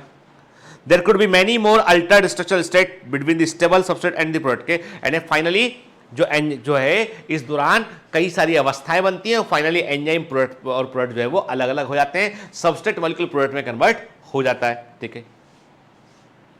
इंटरमीडिएट स्ट्रक्चर जो बनते हैं अनिस्टेबल, जैसे जब एंजाइम सबस्ट्रेट कॉम्प्लेक्स बना और जब enzyme substrate complex enzyme product complex में कन्वर्ट हो रहा था, तो सबस्ट्रेट के अंदर केमिकल बॉन्ड को बदला गया, चेंज किया गया, तो कुछ इंटरमीडिएट केमिकल बनते हैं और वो केमिकल अनस्टेबल होते हैं। वो जब तक स्टेबल नहीं होंगे तब तक उनको मेटाबॉलिक पाथवे में हम शामिल नहीं कर पाएंगे उन्हें। ठीक है। Stability is something related to the energy status of the molecule और द स्ट्रक्चर के, स्टेबिलिटी का मतलब है कि हर एक मॉलिक्यूल का अपना एक स्ट्रक्चर होगा, उसका अपना एक ऊर्जा का लेवल होगा। जब वो फिक्स होएगा, मॉलिक्यूल अपने आप को स्टेबल कर पाएगा, अगली रिएक्शन के लिए अपने आप को तैयार कर पाएगा, उसे हम स्टेबिलिटी कहते हैं। जब आप बॉन्ड को तोड़कर बॉन्ड को रीऑर्गेनाइज कर रहे हैं, उस दौरान भी स्ट्रक्चर में परिवर्तन होगा, लेकिन वो परिवर्तन टेम्पररी होता है। ठीक है। तो अनस्टेबल स्टेट कहलाता है। देखिए ना, वेरी वेरी इंपॉर्टेंट के, देखो बेटा आप लोगों के जो है वो आप लोगों को मैंने वर्कबुक अपलोड किया के, वर्कबुक आपको ध्यान होगा, आपको वर्कबुक 1 मिल चुका है, वर्कबुक 2 पे काम चल रहा है। वर्कबुक 1 जो है वो 11th एनसीईआरटी, उसमें 11th क्लास एनसीईआरटी के सारे डायग्राम की लेवलिंग करने को कहा गया आपसे। उसमें वर्कबुक 1, वर्कबुक क्या है? नॉर्मल आपको जो नोट्स मिल रहे हैं, नॉर्मल आपको जो बुकलेट मिल रही है, उससे वर्कबुक बेटा अलग है। वर्कबुक में आपको खुद को काम करना है। ठीक है। तो वर्कबुक में क्या है? सारे पूरी एनसीईआरटी के सारे डायग्राम 1 2 3 4 करके लेवलिंग के लिए पूछा गया आपसे, तो आपको वर्कबुक को भरना है। You have to work on the book, that is the workbook, और अपने से भर लेंगे तो एग्जाम में बहुत ज्यादा काम आएगा आपको बेटा। के मैं कह रहा हूं सबके, it is fantastic for revision, बेहतर कॉन्सेप्ट है वो रिविजन के लिए। ठीक है। तो वर्कबुक को पे काम करना शुरू कीजिए। जो चैप्टर आपके कंप्लीट हो गए हैं ना, वो वर्कबुक का प्रिंट आउट निकालिए, किसी और का निकाले चाहे मत गए, वर्कबुक का प्रिंट आउट निकालिए और वर्कबुक के हर जितने चैप्टर आपके कवर कर दिए मैंने अब तक, वो सब में वर्कबुक को भर लीजिए आप। ठीक है, भरना है मतलब भरना है। ठीक है, आपकी सुविधा असुविधा का उसका कोई मायना नहीं है, जो करना है मतलब करना है, कमांडो ट्रेनिंग है प्लीज। ठीक है, बी सीरियस। तो वर्कबुक में जो चैप्टर कवर हो चुके हैं उनको भरिए पूरा। ठीक है ना, क्लियर? तो वहां पर ये सारे ग्राफ सब चीज तो बड़ा इंपॉर्टेंट होता है, क्योंकि उससे डायरेक्ट क्वेश्चन कई सारे वहां से आएंगे और रिवीजन के समय आपको वर्कबुक को केवल एग्जाम में पहले पढ़ लोगे ना, कई सारे फंडे आपके क्लियर हो जाएंगे। ठीक है ना, चलिए क्या देख रहे हैं हम? एक्टिवेशन एनर्जी विदाउट एंजाइम देखा अभी हम नेट के, विथ एंजाइम ये भी देखा हम नेट के, और ऐसा जो है वो ये भी देखा हमने आपसे कि जो है वो सबस्ट्रेट मॉलिक्यूल का अपना एक एनर्जी लेवल होता है, प्रोडक्ट का अपना एक एनर्जी लेवल होता है, हम देख रहे हैं यहाँ पे। क्या तो ये देखिए, ये पूरा ग्राफ हम अच्छे से देख चुके हैं, परंतु ये एनसीईआरटी ग्राफ है, आपको दिमाग में रखना है। ठीक है, देखिए y axis represent the potential energy of the content, ये एनर्जी लेवल को बतला रहा है। ठीक है ना, x एक्सिस क्या बतला रहा है आपको? बतला रहा है वो कि क्या प्रोग्रेस ऑफ द रिएक्शन का प्रोग्रेस क्या है, ये बतला रहा है आपको। तो याद रखना आपको। ठीक, आप देख रहे हैं यहाँ पे कि S और P के बीच में, सबस्ट्रेट और प्रोडक्ट के बीच में भी बेटा एनर्जी लेवल है, और प्रोडक्ट का एनर्जी लेवल सबस्ट्रेट से कम है, तो मतलब डिफरेंस है, तो एनर्जी बाहर निकलेगी। जब भी कभी एक्सोथर्मिक रिएक्शन होगी तो सबस्ट्रेट का एनर्जी लेवल अधिक होगा, प्रोडक्ट का कम होगा, क्योंकि गैप आएगा तो एनर्जी कभी नष्ट तो होती नहीं, एनर्जी कभी डिस्ट्रॉय तो होती नहीं, तो एनर्जी बाहर निकलेगी। तो एक्सोथर्मिक रिएक्शन है। पर उल्टा करो, सबस्ट्रेट ये का एनर्जी लेवल ये और प्रोडक्ट का एनर्जी लेवल ये, तो क्या लगेगा? इसको एनर्जी देनी पड़ेगी आपको, ये गैप को भरना पड़ेगा, तो it is an endothermic reaction, energy देना पड़ेगा आपको। ठीक है, ठीक है। One need not to supply energy by heating in order to form the product. However, whether it is an exothermic or a spontaneous reaction, an endothermic or energy requiring reaction has to go through a much higher energy state और transition state के, मतलब जब भी कभी चाहे exothermic reaction हो चाहे endothermic reaction हो, हमेशा आपको सबस्ट्रेट मॉलिक्यूल को एक्टिवेट करने के लिए कि वो रिएक्शन में आगे पार्टिसिपेट करे, आपको अलग से एनर्जी देनी पड़ती है, और वही एनर्जी लेवल क्या होता है, वही एनर्जी कहता है आपका एक्टिवेशन एनर्जी कहता है। मतलब ये है कि एक सबस्ट्रेट मॉलिक्यूल को ट्रांजिशन स्टेट तक पहुंचाने के लिए, देखिए एक सबस्ट्रेट मॉलिक्यूल को इस स्टेट तक पहुंचाने के लिए आपको एनर्जी देनी पड़ेगी, और यही वो एनर्जी है जिसको हम एक्टिवेशन एनर्जी कह रहे हैं। ठीक है, क्या लिखा है इसमें? The difference of average energy content of substrate from that the transition state, मतलब एक सबस्ट्रेट की अपना एनर्जी लेवल है, और ट्रांजिशन स्टेट जहां पर वो रिएक्ट करेगा वहां तक जो है उस एनर्जी लेवल को पहुंचाने में जो एनर्जी लगेगी उससे हम एक्टिवेशन एनर्जी कहते हैं। और एंजाइम क्या करते हैं? एंजाइम एक्टिवेशन एनर्जी को कम करके काम करते हैं, इसलिए आसानी से सबस्ट्रेट मॉलिक्यूल प्रोडक्ट में कन्वर्ट हो जाते हैं। ठीक है, अब what is the nature of enzyme action, enzyme action की प्रकृति क्या होती है? तो मैंने ये भी आपको बतलाया बेटा के each enzyme has a substrate binding site in its molecule, so that is highly reactive enzyme substrate complex is produced के। देखिए हर एंजाइम में एक एक्टिव साइट होगा जहां पर स्पेसिफिक सबस्ट्रेट मॉलिक्यूल आके जुड़ेगा, एंजाइम सबस्ट्रेट कॉम्प्लेक्स बनेगा बेटा, ये शॉर्ट लाइव्ड होगा, और ये कन्वर्ट हो जाएगा किसमें? एंजाइम प्रोडक्ट कॉम्प्लेक्स में कन्वर्ट होगा, फाइनली प्रोडक्ट बाहर निकल जाएगा और एंजाइम को हम रीयूज कर पाएंगे हम। तो देखिए एनसीईआरटी बिल्कुल वर्ड टू वर्ड देख रहे हैं हम, E plus ACE enzyme plus substrate क्या बन गया? एंजाइम सबस्ट्रेट कॉम्प्लेक्स बन गया, देन एंजाइम प्रोडक्ट कॉम्प्लेक्स में कन्वर्ट हुआ और एंजाइम और प्रोडक्ट जो है वो अलग अलग हो गए बेटा। ठीक है ना, क्लियर? ये क्या है? ये ट्रांजिएंट स्टेट है। ये the catalytic cycle of an enzyme action can be described in the following step. कैसे? मैंने आपसे कहा, number first, the substrate bind to the active site of the enzyme, substrate molecule enzyme के active site पर जाकर जुड़ेगा। कहां पर? एक्टिव साइट में आकर जुड़ेगा, और क्या बनेगा इससे जो है वो एंजाइम सबस्ट्रेट कॉम्प्लेक्स बनेगा। The binding of substrate induces enzyme to alter itself, मतलब यहां पे किस थ्योरी की बात कर रहे हैं हम? इंड्यूस फिट मॉडल की बात कर रहे हैं। वो कह रहा है आपसे कि सबसे पहले सबस्ट्रेट मॉलिक्यूल जो है वो एंजाइम के एक्टिव साइट पर जाकर जुड़ेगा, और उसके अंदर क्या होगा बेटा? एंजाइम जो है अपने शेप को अल्टर करेगा और फाइनली सबस्ट्रेट मॉलिक्यूल को टाइटली बाउंड कर लेगा, और उसके बाद उसके अंदर बॉन्ड में परिवर्तन करेगा और के एंजाइम सबस्ट्रेट कॉम्प्लेक्स बन जाएगा ये। Then active site of enzyme जो है वो क्लोज प्रॉक्सिमिटी सबस्ट्रेट मॉलिक्यूल के पास में आ जाएगी, उसके केमिकल बॉन्ड को वो रीऑर्गेनाइज करेगी और नया एंजाइम प्रोडक्ट कॉम्प्लेक्स बन जाएगा और फाइनली प्रोडक्ट को हम रिएक्शन से बाहर निकाल देंगे, एंजाइम फ्री हो जाएगा और इस साइकिल को बार बार रिपीट करेगा। And this is the catalytic cycle. तो what is the meaning of the catalytic cycle? क्या मतलब है इसका? एंजाइम सबस्ट्रेट जुड़ा, एंजाइम सबस्ट्रेट कॉम्प्लेक्स बन गया, देन एंजाइम प्रोडक्ट कॉम्प्लेक्स में कन्वर्ट हुआ, देन प्रोडक्ट को बाहर रिलीज कर दिया, एंजाइम फिर फ्री हो गया। तो एंजाइम रीयूज होता है अगेन एंड अगेन। ठीक है, चलिए ये तो एनसीईआरटी ने बताया। अब थोड़ा और आगे बढ़ते हैं, हम बात करते हैं राइबोजाइम के बारे में। ठीक है, थोड़ा सा डिटेल में देख लेते हैं। ये वो एंजाइम है बेटा जो प्रोटीन से नहीं बना होता है। ठीक है, वेरी वेरी इंपॉर्टेंट के आईएमपी है। Study of post transcriptional processing of RNA. अब ये क्या मतलब हुआ इस वर्ड का? इसका मतलब हुआ कि देखो बेटा, कोई भी डीएनए अपनी इंफॉर्मेशन को पास करता है आरएनए बनाकर, और ऐसे आरएनए को हम एमआरएनए बोलते हैं। ठीक है, और डीएनए से, जो डीएनए है, डीएनए से आरएनए का बनना कहलाता है ट्रांसक्रिप्शन। क्या कहलाता है? ये ट्रांसक्रिप्शन कहलाता है। ठीक है, डीएनए से आरएनए का बनना ट्रांसक्रिप्शन कहलाता है। क्लियर? तो डीएनए से आरएनए का बनना ट्रांसक्रिप्शन है, और जब डीएनए से आरएनए बनता है तो आरएनए में कई बार हमको कुछ परिवर्तन करने पड़ते हैं। जैसे eukaryotic DNA is very very complex. जो यूकैरियोटिक जीव होते हैं उनका डीएनए कॉम्प्लेक्स होता है, और उसमें सुरक्षा को की दृष्टि से कि म्यूटेशन ना हो जाए, जीन अपने आप को कई टुकड़ों में बांट लेता है। एक जीन के अंदर जो इंफॉर्मेशन है ना, वो कई अलग अलग जगह पर रखी होती है वो। ठीक है, अब देखो, ऐसे समझो उसको, ऐसे समझते हैं बात को। मैंने कहा कि आप कोई सफर में जा रहे हैं आप, ठीक है, मम्मी ने आपको पैसे दिए कि तुम पिकनिक पर जा रहे हो, तुम किसी टूर पर जा रहे हो। मम्मी ने कहा बेटा ये 5,000 रुपये रख लो तुम। आपने क्या किया? अब आपको किसने ने बताया कि आपको, देखो दो बच्चे मान लो, चलो दो बच्चे, एक को हमने क्या किया, एक के पास 5,000 रुपए दिए मम्मी ने उसकी, उसने पूरे 5,000 रुपए अपनी जेब में, एक जेब में रख ली, पॉकेट में रख ली। दूसरे ने क्या किया? दूसरे ने उस 5,000 रुपए को 1,000 रुपया ऊपर की पॉकेट में रखा, 1,000 रुपए दूसरी पॉकेट में रखा, 1,000 रुपए तीसरी पॉकेट में रखा, 1,000 रुपए कहीं और रखा उसने। ऐसे करके उसने पूरे 5,000 रुपए को 5 हिस्सों में अलग अलग जगह पे रखा उसने। अब दुर्भाग्य से दोनों की पॉकेट कट गई, सेम पॉकेट कट गई, तो एक के पूरे 5,000 रुपए चले गए, दूसरे का 1,000 रुपया गया, 4,000 रुपए बच गए उसके। क्यों? पैसा डिस्ट्रीब्यूट करके रखा था उसने। प्रोकैरियोटिक जीनोम में सारी सूचनाएं एक साथ होती है, तो कई बार पॉकेट कटता है तो खत्म हो गया पूरा खेल, जीन ही गड़बड़ा गया, पूरा लाइफ खतरे में पड़ गई, क्योंकि सब एक जगह पर था।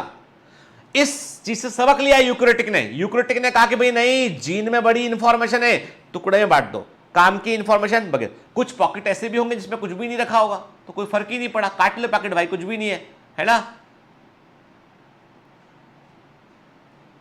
तो क्या हुआ ये कि यूकैरियोटिक के जीन में काम की सूचना, बगैर काम की सूचना, काम की सूचना, बगैर काम की सूचना, एक्सॉन इंट्रॉन होते हैं। बगैर काम की सूचना का मतलब ये नहीं है वो बचा रही है बाकी चीजों को। जो खाली पॉकेट है ना, वो प्रोबेबिलिटी कि आपका पॉकेट कोई मारे काटेगा ये वाला, तो इससे पैसा नहीं गया, प्रोबेबिलिटी कम कर रहा है वो, है ना। तो कहने का मतलब ये है कि जब यूकैरियोटिक का आरएनए कॉपी होता है ना, तो उसमें एक्सॉन इंट्रॉन सूचना होती है, कई सूचना बगैर काम की होती है। लेकिन जब मम्मी ने घर आके पूछा कि कुल पैसे बताओ कितने, तो सारे पॉकेट से पैसे निकाल के एक साथ जोड़ोगे कि नहीं जोड़ोगे? आपने जोड़े, आपने कहा टोटल पैसा इतना है, सब पॉकेट से निकाल के आपने बता दिया। ठीक है, जब आपसे जीन से कहा गया भैया क्या बनाना है बताओ प्रोटीन, आरएनए से पूछा गया, तो आरएनए ने बोला रुक जाओ, पहले बगैर काम की सूचना बाहर निकाल दूं, फिर तुम्हें बताता हूं कि क्या है, पहले सब पॉकेट से पैसा निकाल लो, फिर बताऊंगा कितना है। तो ट्रांसक्रिप्शन के बाद में प्रोसेसिंग करनी पड़ती है, पोस्ट ट्रांसक्रिप्शनल प्रोसेसिंग बोलते हैं। मतलब जो बगैर काम की सूचना है एमआरएनए में, उसको हटा के काम वाली को जोड़ देते हैं ताकि काम प्रोटीन बन सके, है ना। तो इसमें जो एंजाइम काम करता है वो है राइबोजाइम। ये यूकैरियोटिक में ही दिखाई पड़ेगा आपको, यूकैरियोटिक में काम करता है आपको दिखाई पड़ेगा ये, ठीक है ना। क्या लिखा? Study of post transcription processing of RNA molecule has led the most exciting discovery of the existence of the some catalytic RNA molecule which have called as RNA enzyme और राइबोजाइम के। तो इनको हम राइबोजाइम कहते हैं। तो मतलब जो है यूकैरियोटिक के स्प्लिट जीन का अध्ययन हुआ, देखा गया कि कैसे वो अपने आप को एक्सप्रेस करते हैं। तो उसकी जब स्टडी चल रही थी तब राइबोजाइम की खोज हुई वहां पे। तब जो है थॉमस कैच और सिडनी अल्टमान ने, कि थॉमस कैच और सिडनी अल्टमान ने साफ साफ कहा कि बॉस जितने लोग बोलते हो ना कि सारे एंजाइम केवल प्रोटीन है, बता दें हम कुछ एंजाइम ऐसे हैं जो प्रोटीन नहीं है। उन्होंने कहा कि all enzymes are not protein, there are few exceptions, कुछ अपवाद हैं, ठीक है। इसके लिए इनको 1989 में इनको नोबेल प्राइज मिला, Sidney Altman and Thomas R Cech को नोबेल प्राइज मिला के। किसके लिए मिला? The Nobel prize in chemistry 1989 was awarded jointly to the Sidney Altman and Thomas R Cech for the discovery of catalytic property of RNA के। और यहीं से आरएनए के बारे में फिर गहन अनुसंधान शुरू हुआ। यहीं से मालूम चला कि आरएनए एक संसार का हिस्सा, RNA is very very important to study the evolution, क्योंकि इसके पास में कैटालिटिक प्रॉपर्टी भी होती है। First nucleic acid on the earth is RNA, ठीक है। राइबोजाइम के टाइप की बात करें तो हमने ऑलरेडी, मैंने आपको बेटा परफॉर्मेंस एनहांसमेंट शीट में भी मैंने देखा है, पर आप नोट कर लीजिए जिनके पास नहीं है शीट, जो बच्चे नहीं शीट वगैरह अवेलेबल है जिनको, तो बेटा मैं बता देता हूं आपको, लिख लीजिए। राइबोजाइम के टाइप है कि group 1 and group 2 intron splicing ribozyme, ये एक्सॉन इंट्रॉन में से इंट्रॉन को रिमूव करते हैं, आरएनए स्प्लाइसिंग की प्रोसेस में ये भाग लेते हैं। आरएनए स्प्लाइसिंग की प्रोसेस का मतलब है कि एचएनआरएनए जो हेटेरोजेनस न्यूक्लियर आरएनए होता है उसको वो एक्चुअल एमआरएनए में कन्वर्ट करते हैं। एचएनआरएनए मतलब जिसमें एक्सॉन इंट्रॉन दोनों सीक्वेंस प्रेजेंट हो, उसको काटेंगे, इंट्रॉन बाहर करेंगे, एक्सॉन को जोड़ देंगे, ठीक है। RNAsP होता है, देन दी हैमरसेप्ट राइबोजाइम होता है, हेयरपिन राइबोजाइम होता है, देन दी राइबोसोम होता है, तो RNAsP होता है। तो peptidyl transferase is also a part of the ribozyme, ठीक है। देखिए ना कैसे काम करता है, ये मैंने कहा आपसे कि आरएनए का मैसेज है, उसमें से ये आरएनए के मैसेज में से जो बगैर काम की इंफॉर्मेशन से वो काट देता है और काट के उसको प्रॉपरली अटैच करके एक्चुअल एमआरएनए को ये बना देता है, ठीक है। Ribozyme and RNAsP are the two non-protein enzyme where RNA act as catalyst, RNA act as a catalyst, ठीक है। राइबोजाइम को खोजा गया था एक प्रोटोजोआ से, टेट्राहाइमन से, 1881 मिनट के। द सबस्ट्रेट फॉर राइबोजाइम, ये गलत बेटा, 1881 नहीं होगा, ये 1981 होगा, ठीक है। ईयर को आप देखो, नोबेल प्राइज देखो ना आपका, ठीक है ना, 1981 है, गलत प्रिंट हो गया यहाँ पे, ठीक है ना। ईयर को एक बार देख लेना बेटा ना, क्रोनोलॉजी कई बार जो है वो ये टाइपिस्ट गलत टाइप कर देते हैं कई बार, तो ठीक है। फिर RNAsP को जो है राइबोन्यूक्लियस को जो है वो डिस्कवर किया था अल्टमान ने 1983 मिनट के। तो year is not very important, केवल नोबेल प्राइज का ईयर आपको याद रखना है बेटा, ठीक है ना, क्लियर। तो RNAsP राइबोन्यूक्लियस जो है इसको अल्टमान ने जो है वो डिस्कवर किया, ठीक है ना, क्लियर। अब बात करते हैं कि क्या होते हैं आइसो एंजाइम्स, क्या होते हैं, what is the meaning of iso enzyme, क्या मतलब है। अब देखो बेटा, बड़ी इंटरेस्टिंग बात यह है कि यदि मैं आपसे कहूं कि हमारे कभी आपने गौर किया, चलो एक एग्जांपल लेते हैं, भूल जाओ क्या बता रहे हैं हम, कभी आप मेरा एग्जांपल लीजिए आप, ठीक है। मैं आपको एग्जांपल देने की कोशिश कर रहा हूं। कभी गौर किया आपने कि हमारा जो हार्ट है वो एक ऐसी मसल है जो लगातार काम करेगी, काम नहीं करेगा तो बचेगा कैसे आदमी, है ना। Cardiac muscles never get fatigued, cardiac muscle कभी थकती नहीं है। मसल थकने का कारण क्या होता है, थकान किस क्यों आती है, क्योंकि मसल्स के अंदर लैक्टिक एसिड जमा हो जाता है, ठीक है। इस लैक्टिक एसिड को हटाना पड़ेगा तो एंजाइम लगेगा, लैक्टिक डिहाइड्रोजन एंजाइम लगेगा, LDH, जो इसको हटाता रहेगा लगातार, ठीक है। वापस से पायरुविक एसिड में एक दूसरे फॉर्म में कन्वर्ट करेगा ताकि ये जमा ना हो। तो हमारी कार्डियक मसल जो होती है ना, वो एकदम ऐसी मसल होती है जहां पर कि लैक्टिक एसिड जमा होने का कोई स्कोप नहीं होता है, ठीक है। तो वहां पर ऐसे एंजाइम होंगे जो लैक्टिक एसिड को हटाएंगे लगातार, वहां पे इकट्ठा नहीं होने देंगे इसको। यदि इकट्ठा हुआ तो कार्डियक मसल थक जाएगा, फटीग हो जाएगा मसल, तो हार्ट रुक जाएगा, व्यक्ति मर जाएगा। ये पॉसिबल नहीं है, ये ह्यूमंस के, बाकी एनिमल में भी यही चीज है। तो अब एंजाइम लगा दिया सिस्टम में, अब हमको पता है कि enzyme, most of the enzyme जो है वो एक ऑप्टिमम पीएच में काम करते हैं, वो ऑप्टिमम पीएच में काम करते हैं, कि एक निश्चित पीएच में। मान लीजिए, कल्पना करते हैं हम कि हमारा जो एंजाइम सिस्टम है, वो हमारा जो एंजाइम जो लैक्टिक एसिड को हार्ट में जमा होने से रोक रहा है, वो केवल 7 से 8 पीएच पे काम करता है, 7 to 8 पीएच पे काम कर रहा है। इमेजिन कर रहे हैं, ठीक है। मान लो किसी कारण से व्यक्ति को मेटाबॉलिक एल्कलोसिस हो गया, 9 के ऊपर पीएच चला गया, तो हार्ट के अंदर जो एंजाइम है वो काम नहीं कर पाएगा। काम नहीं कर पाएगा तो हार्ट में लैक्टिक एसिड जमा होने लगेगा, तो व्यक्ति मर सकता है। मान लो मेटाबॉलिक एसिडोसिस हो गया, पीएच व्यक्ति का जो है 6 से कम हो गया, तो क्या होगा, अब जो है वो एंजाइम फिर काम नहीं कर पाएगा, तो व्यक्ति मर सकता है।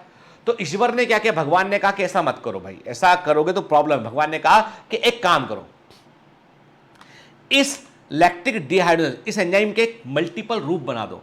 एक फॉर्म ऐसा है जो pH 1 से 3 काम करेगा, दूसरा ऐसा है, चलो pH 1 से 3, हमने कहा 1 तो पॉसिबल ही नहीं है, बहुत हाई एसिड होते, हमने कहा एक ऐसा है जो 3 से 5 पे काम करेगा, दूसरा ऐसा है जो 5 से 7 पे काम करेगा, तीसरा ऐसा है 7 से 9 पे काम करेगा, चौथा ऐसा है जो 9 से 11 पे काम करेगा, चौथा ऐसा है जो 11 से 13 पे काम करेगा। क्या क्या है, हम एग्जाम्पल ले रहे हैं बेटा, क्या है ना, बाकी एक्चुअल लेवल इसके वेरी करते हैं।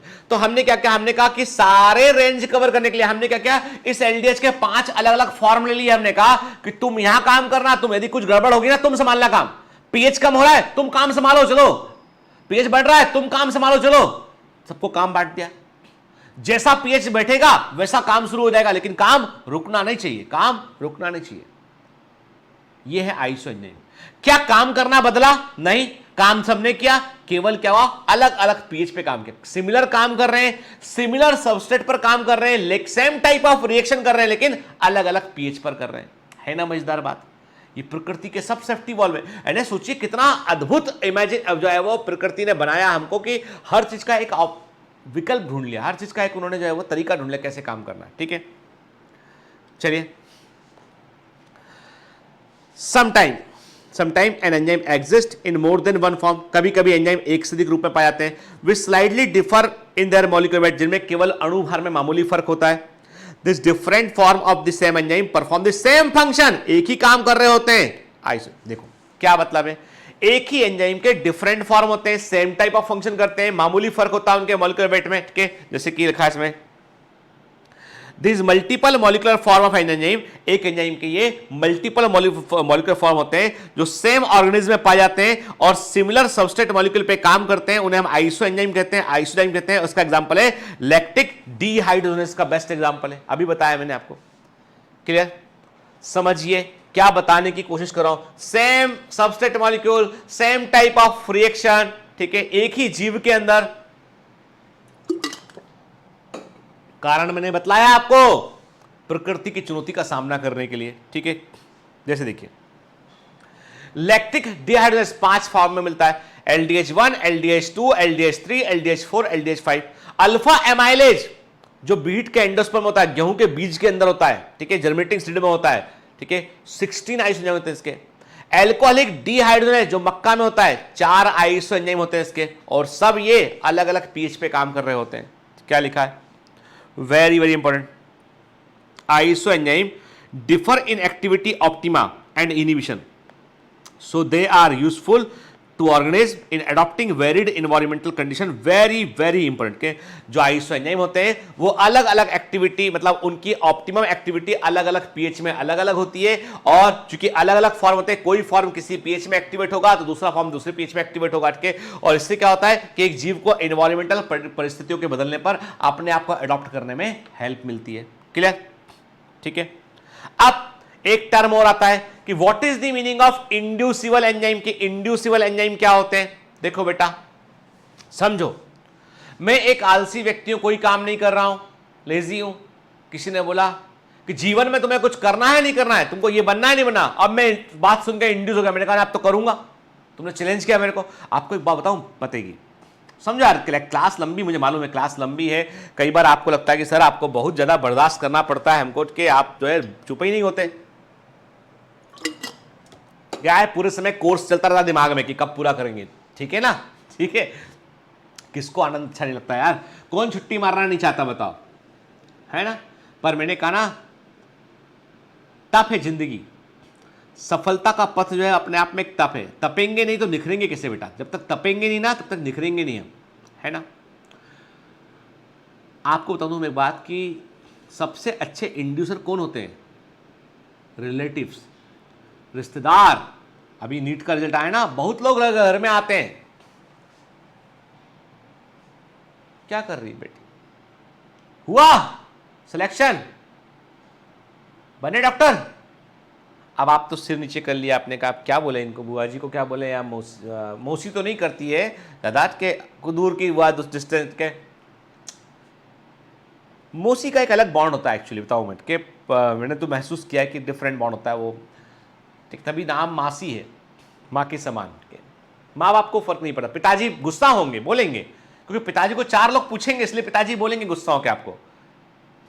मम्मी बचाने जाएगी, नहीं नहीं मेरे बेटे ने मेहनत किया था, ये तो लेट हो गया एग्जाम, कोरोना था इसलिए वो पढ़ नहीं पाया है ना, हाँ तुम आप मत करो बीच में, हाँ वो कर रहा है। मम्मी बीच में आके ढाट ढाट, पिताजी का जो बाहर होते हैं, पिताजी का वाक्यवाण चलाते हैं बहुत सारे, बाहर सुन गया तो पिताजी के वाक्यवाणों को सील्ड बन के मम्मी संभाल रही होती है, और आपको चुप चुप बोलो नहीं, पिताजी और गुस्सा हो जाएंगे, आपको भी छुपा रही होती साथ में। ये माँ काम करती है, ठीक है। पर रिश्तेदार हो ना, आए अपने घूमते फिरते मुंह में गुटखा दबा के, फूफा जी आया, कोई आया, क्या हो गया, हम तो पहले ही बोले थे, हम तो पहले ही बोले थे निकलता नहीं पीएमटी, हम तो पहले ही बोले थे कि यार नीट का एग्जाम ऐसे थोड़ा निकल जाता है, उसके लिए तो 2-3 लाख रुपए कोचिंग में खर्च करो। पिताजी की ओर देखते हुए बोलते हो, पिताजी को रियलाइज कराते हैं कि तुमने 3 लाख रुपए खर्च नहीं किए इसलिए एग्जाम नहीं निकला, पहले तुम 3 लाख का कर्जा लो किसी से, या 3 लाख रुपए अपने अपने प्रोविडेंट फंड में से निकालो, या कुछ करो ताकि तुमको थोड़ा बर्बाद होता हुआ देखने में हमको खुशी मिले मन के अंदर। पिताजी सब प्रबंध किए थे, सब कुछ किए थे, वो मना भी कभी नहीं किए वो, लेकिन उनको रियलाइज करा है। हम तो कहे थे जब तक कोटा नहीं जाओगे ना, सिलेक्शन नहीं होने का, तब तक नहीं होने का, जाओ पहले मत्था चढ़ा के आओ वहां पे अपना, मतलब कोटा की जमीन पे जाके सिर झुका के जब तक अंदर नहीं घुसोगे ना, तब तक जो है वो ऐसा लगेगा ही नहीं कि तुमने, अरे जब तक 3-5 लाख रुपए खर्च ना हो तो नीट का फील कैसे आएगा। Yes I have to feel it, क्या नीट पढ़ा मैंने, जब देखा तो वो फील नहीं आया भाई, इसलिए बच्चा नहीं निकला। आप सुन रहे हो चुपचाप, आपका मन तो कर रहा है फूक के एक धक्का मार के घर से बाहर निकाल दे इनको, लेकिन क्या है चुपचाप से बैठे कि भैया रिलेटिव है, रिश्तेदार है ना, बोल लो भाई वक्त तुम्हारा है, कभी हमारा भी वक्त आएगा। याद रखना, व्यक्ति का वक्त बदलता है तो आपको अपनी राय बदलनी पड़ सकती है, ठीक है, तो अपनी राय अपने पास रखो, बदलने से बेहतर है दो ही मत ऐसी फ्री की एडवाइस, लेकिन देते हैं लोग आके, वो ऐसे इंड्यूस करेंगे आके मुंह कि बताओ आदमी को है ना आग लग जाए अंदर सुन के। हम तो कहे थे, पहले ही कहे थे हम तो कितने निकलने का, तुम है ना एक काम करो, बबलू को देखा तुमने, उनका लड़का बबलू कुछ नहीं करता था, उनका लड़का बबलू जो है ना 1 नंबर का, क्या बोले अब, ठीक है समझ गया, अरे आधी बात तो तुम ऐसे ही समझ जाते हो, घुमा करता था। बबलू को देखो, साइकिल पंचर की दुकान खोली, ऐसी दुकान चली बढ़िया, ये खुद ही पंचर करवाया था बाहर जाके कील पटक के, और देखो दुकान चला दी। बबलू भैया एक अलग दुनिया में जीते हटके। तो आपने कहा हम जो तैयारी करते नीट की, हमको सलाह मिल रही है कि बबलू की दुकान पे काम कर लो। हाँ, काम कोई छोटा बड़ा नहीं होता, मैं काम का मजाक नहीं उड़ा रहा, मैं कह रहा हूं कि वो आपको दिखा रहे हैं कि तुम्हारा यही काम था, तुम गलत जगह पे आ गए। तो ऐसे लोगों को जवाब, अब आपके मन में आपके आग लगी कि यार बहुत हो गया आप तो इनके, ऐसे रिश्तेदारों को कभी भगाना नहीं, कभी कुछ बोलना ही मत पलट के उनसे। ये वो लोग हैं जो चिंगारी लगा के जाते हैं कि जो आप बारूद का ढेर हैं, आप में जो है बत्ती लगी हुई है, जिस बत्ती को सुलगा के जाने वाले लड़के, कि मतलब ये नहीं होंगे ना जिंदगी में तो हम में से बहुत सारे लोग तरक्की नहीं करेंगे, बहुत से लोग तरक्की नहीं कर पाए। ये इनके वाक्यवाण जो होते हैं ना, इनको दिखाने के लिए हम बहुत कुछ कर गुजरते हैं भाई, ऐसे ही चल रहा है भारत देश। किसी ने बोल दिया किसी को एक मीटिंग में कि बड़ा ईमानदारी का गाना गाते हो, इतने ईमानदार तो आ जाओ पॉलिटिक्स में, आ जाओ, चलो भ्रष्टाचार के खिलाफ तुम लड़ाई लड़ रहे हो, ऐसा कर रहे हो, लाल किले के आसपास यहाँ पे लगा के बैठे हो, तंबू लगा के बैठे हो, आ जाओ पॉलिटिक्स में। किसी ने बोल दिया दिल्ली के अंदर, वो आदमी सीरियसली ले लिया, हमारी इतनी बेइज्जती, धक्का मार के भगाओगे, डंडा मार के भगाओगे, वो सीएम बन गया। अरविंद केजरीवाल बने ही हुए तब से सीएम, वो इतना इलेक्शन हो गया हटा ही नहीं पा रहा कोई। तो भैया चुनौती जो है ना, जिसको आगे बढ़ाना हो ना उसको चुनौती दे दो आप, वो आगे बढ़ेगा। ऐसे रिलेटिव इंड्यूसिबल एजेंट होते हैं। मतलब नॉर्मल अवस्था में हम सुप्त थे, लेकिन कोई परिस्थिति ऐसी बनी कि हम इंड्यूस कर गए, दैट इज इंड्यूस। बड़ा काम काट के, ठीक है। चलो अब लौट के चैप्टर पे आते हैं ना, बातें बहुत हो गई यहां पे। एक ऐसा एंजाइम जो केवल तब बनेगा जब उसका सबस्ट्रेट मॉलिक्यूल प्रेजेंट होगा, इंड्यूसर प्रेजेंट होगा, उसे इंड्यूसर एंजाइम कहते हैं। जैसे लेक ओपेरॉन का एंजाइम बीटा गैलेक्टोसाइडेज, लेक परमिएज, ठीक है, ट्रांसएस्टाइलेज। चलिए अभी हम कॉम्प्लिकेट नहीं करते बात, अब इतना सा कहते हैं यहां पे कि इंड्यूसिबल एंजाइम वो होते हैं जो हर समय नहीं बनते, नॉर्मल कंडीशन में नहीं बनते, केवल जब सबस्ट्रेट मॉलिक्यूल प्रेजेंट होगा तभी ये बनते हैं, ठीक है। फिर दूसरे इसके उल्टे होते हैं रिप्रेसिव एंजाइम। अब आपके ऊपर डिपेंड करता है आप क्या, कोई आया, ठीक है, और उसने आया, मिलने आया, बताया गया कि भाई देखो मैं तो सक्सेस, मेरा बेटा तो निकल गया नीट में, तुम्हारा बच्चा तो निकल ही नहीं पाया, उसमें बुद्धि नहीं इतनी, बोल गया सामने, मुंह के ऊपर ही बोल गया, हम डिप्रेस हो गए, सच मान गए बात को। हमको तीसरा आदमी बोल देता हम सच मान लेते हैं, अपने मन की कभी सुनते नहीं है। टीचर मैं बोल रहा हूं तुम कर सकते हो तो मेरी बात नहीं सुनोगे, क्योंकि मैं आपको लगता है कि नहीं नहीं सर तो सबके लिए बोल रहे हैं। यकीन मानिए बायोमेंटर्स का एक मैजिकल तार है, बायोमेंटर्स का एक जादुई तार है, वो आपके दिल तक गया हुआ है। मैं जब कहता हूं आपके लिए तो मैं आपके लिए ही कहता हूं, मैं आपके लिए ही कहता हूं, यकीन कीजिए इस बात का, मैं आपके लिए ही कहता हूं, तीसरे के लिए नहीं बोलता, मैं 1 to 1 ही बोलता हूं। मैं महसूस कीजिए, फील कीजिए, you will find me in your room, आपको मैं आपके रूम में दिखाई पड़ूंगा। महसूस कीजिए इस बात, जो कह रहा हूं सच कह रहा हूं, ठीक है। चलिए, अरे तो समझ गए ना क्या क्या मतलब, कि मतलब उसको तो अब आप खुद पे यकीन नहीं है, कोई तीसरा बोल गया कि भैया हाँ दिखा दिया उसको कि ठीक है भैया ना, वो देखो वो सक्सेसफुल हो गया, अगर हम तो कुछ बुद्धू हम कुछ नहीं कर पाएंगे। मतलब नॉर्मली मेहनत कर रहे थे लेकिन कोई दिख गया तो अब करना बंद कर दिया। मतलब ये कि the presence of specific substance may inhibit the controlled production of specific enzyme के। कुछ एंजाइम ऐसे होते हैं लगातार लगातार लगातार काम कर रहे होते हैं, लेकिन जब हम जो है वो कोई रिप्रेशर मेटल वहां डाल देते हैं, कोई सब्सटेंस जनरली प्रोडक्ट होता है, उत्पाद होता है, वो प्रोडक्ट होता है, डाल दिया पहले से, अब जरूरत ही नहीं है सिस्टम की, खत्म हो गई बात, यानी अब हमने करना बंद कर दिया हमने के। तो ऐसा एंजाइम जो नॉर्मली काम कर रहा था लेकिन कोई बाहरी सब्सटेंस के आने पे काम करना बंद हो गया, रिप्रेसिबल सिस्टम होता है, ठीक है। देन कॉन्स्टिट्यूटिव एंजाइम, कुछ लोग ऐसे होते हैं कोई फर्क ही नहीं पड़ता उनको, तुम्हें जो बोलना है बोलो भाई, जो कहना है करो, हम तो लगातार काम करेंगे, लगातार काम करेंगे, और लगातार काम करना ही हमारी हैबिट है। देयर आर सम एंजाइम, कुछ एंजाइम ऐसे होते हैं जो कांस्टेंट अमाउंट में लगातार काम कर रहे होते हैं, मतलब जैसे ग्लाइकोलिसिस के एंजाइम होते हैं, हर समय ग्लाइकोलिसिस की रिक्वायरमेंट है, हर समय एंजाइम बनता रहता है, उन्हें कोई फर्क नहीं पड़ता कि कब बंद करना है, कब प्रोडक्शन को रोकना है, कब चलाना है, नहीं, वो हमेशा चाहिए पड़ता है, ठीक है। तो कांस्टेंट एंजाइम होते हैं, कोई भी मेटाबॉलिक स्टेट हो, कुछ भी अवस्था हो, लगातार लगातार बनते रहेंगे वो एंजाइम, एंड ये कांस्टेंट अमाउंट में हमेशा ये एंजाइम प्रेजेंट रहेंगे, इन्हें हम क्या बोलेंगे, इन्हें हम कॉन्स्टिट्यूटिव एंजाइम बोलते हैं, इन्हें हम, clear, these are the constitutive enzyme। चलिए, then come to the hydrolyzing enzyme, ये क्या होते हैं भाई, हाइड्रोलाइसिस, ठीक है, पानी को ऐड करो, वाटर लाइसिस मतलब तोड़ो, पानी को ऐड करो, पॉलीमर को मोनोमर में कन्वर्ट करो, मतलब कॉम्प्लेक्स मॉलिक्यूल को सिंपलर मॉलिक्यूल में कन्वर्ट करो, that is the hydrolysis, hydrolysis process के, और वहां पर हाइड्रोलिटिक एंजाइम काम करते हैं, ठीक है ना, क्लियर। अब हमारी बॉडी सेल्स के अंदर, अब देखो हम cell the unit of life का छोटा सा एक पॉइंट में डिस्कस कर रहा हूं आपसे, मैं ऑलरेडी बताया हूं आपको यहां पे कि हमारी सेल्स में सबसे अधिक हाइड्रोलिटिक एंजाइम, सबसे अधिक जल अपघटनी एंजाइम हमको लाइसोसोम के अंदर देखने मिलते हैं, ये डाइजेशन में रोल प्ले करते हैं। लेकिन पूरी सेल के 70% यानी 70% एंजाइम जो सेल के होते हैं वो कहां होते हैं, वो माइटोकॉन्ड्रिया के अंदर हमको देखने मिलते हैं, यानी 70% एंजाइम जो हमारी सेल के अंदर प्रेजेंट एंजाइम में से 70% एंजाइम यानी मैक्सिमम एंजाइम कहां होते हैं, वो माइटोकॉन्ड्रिया में होते हैं, क्लियर। चलिए, ये हमने बात किया, तो आज हम अपनी बात यही खत्म करेंगे, ठीक है। नेक्स्ट क्लास में फिर हम फैक्टर्स अफेक्टिंग एंजाइम के ऊपर बात करेंगे, हम एंजाइम इनहिबिशन के ऊपर बात करेंगे, ठीक है। तो ऑलमोस्ट हमारा चैप्टर जो है ऑलमोस्ट खत्म होने पे आया है, तो मोस्ट प्रोबेबली नेक्स्ट क्लास में हम जो है चैप्टर को फिनिश कर लेंगे, खत्म कर लेंगे, कोशिश करेंगे सटके, मान लो जरूरत पड़ा तो एक क्लास और ले लेंगे भले से, लेकिन कोशिश करेंगे पूरा हम, क्योंकि मुझे नहीं पता होता जब रिकॉर्डिंग के पहले कि मुझे कब कब रुकना है, कब, मुझे इतना पता होता है कि जो समझाना है अच्छे से समझाना है, बच्चे के दिमाग में आना चाहिए, बच्चे को महसूस होना चाहिए, and you should enjoy the learning of biology with learning of life. जब मैं पढ़ाता हूं तो मैं आपके दिमाग को, आपके मस्तिष्क को ट्रेन करता हूं। जब मैं कुछ दूसरी बातें करता हूं तो मैं आपकी सोल को ट्रेन करता हूं। Without soul you can not enjoy the success. रास्ता बोझिल लगेगा बेटा, क्या?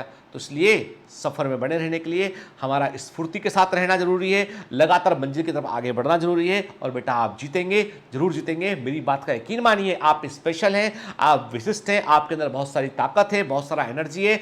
आप पिछले परफॉर्मेंस को मत देखिए, आप ये देखिए कि आने वाले समय में आप क्या कर सकते हैं। क्या आपको अपनी जिंदगी बदलने का अधिकार नहीं है? क्या आपको ये राइट नहीं है कि आप चेंज कर सकते हैं अपने अंदर? क्या अपना गियर बदलिए, टॉप गियर में गाड़ी लेके आइए और सफल होकर दिखाइए। All the best.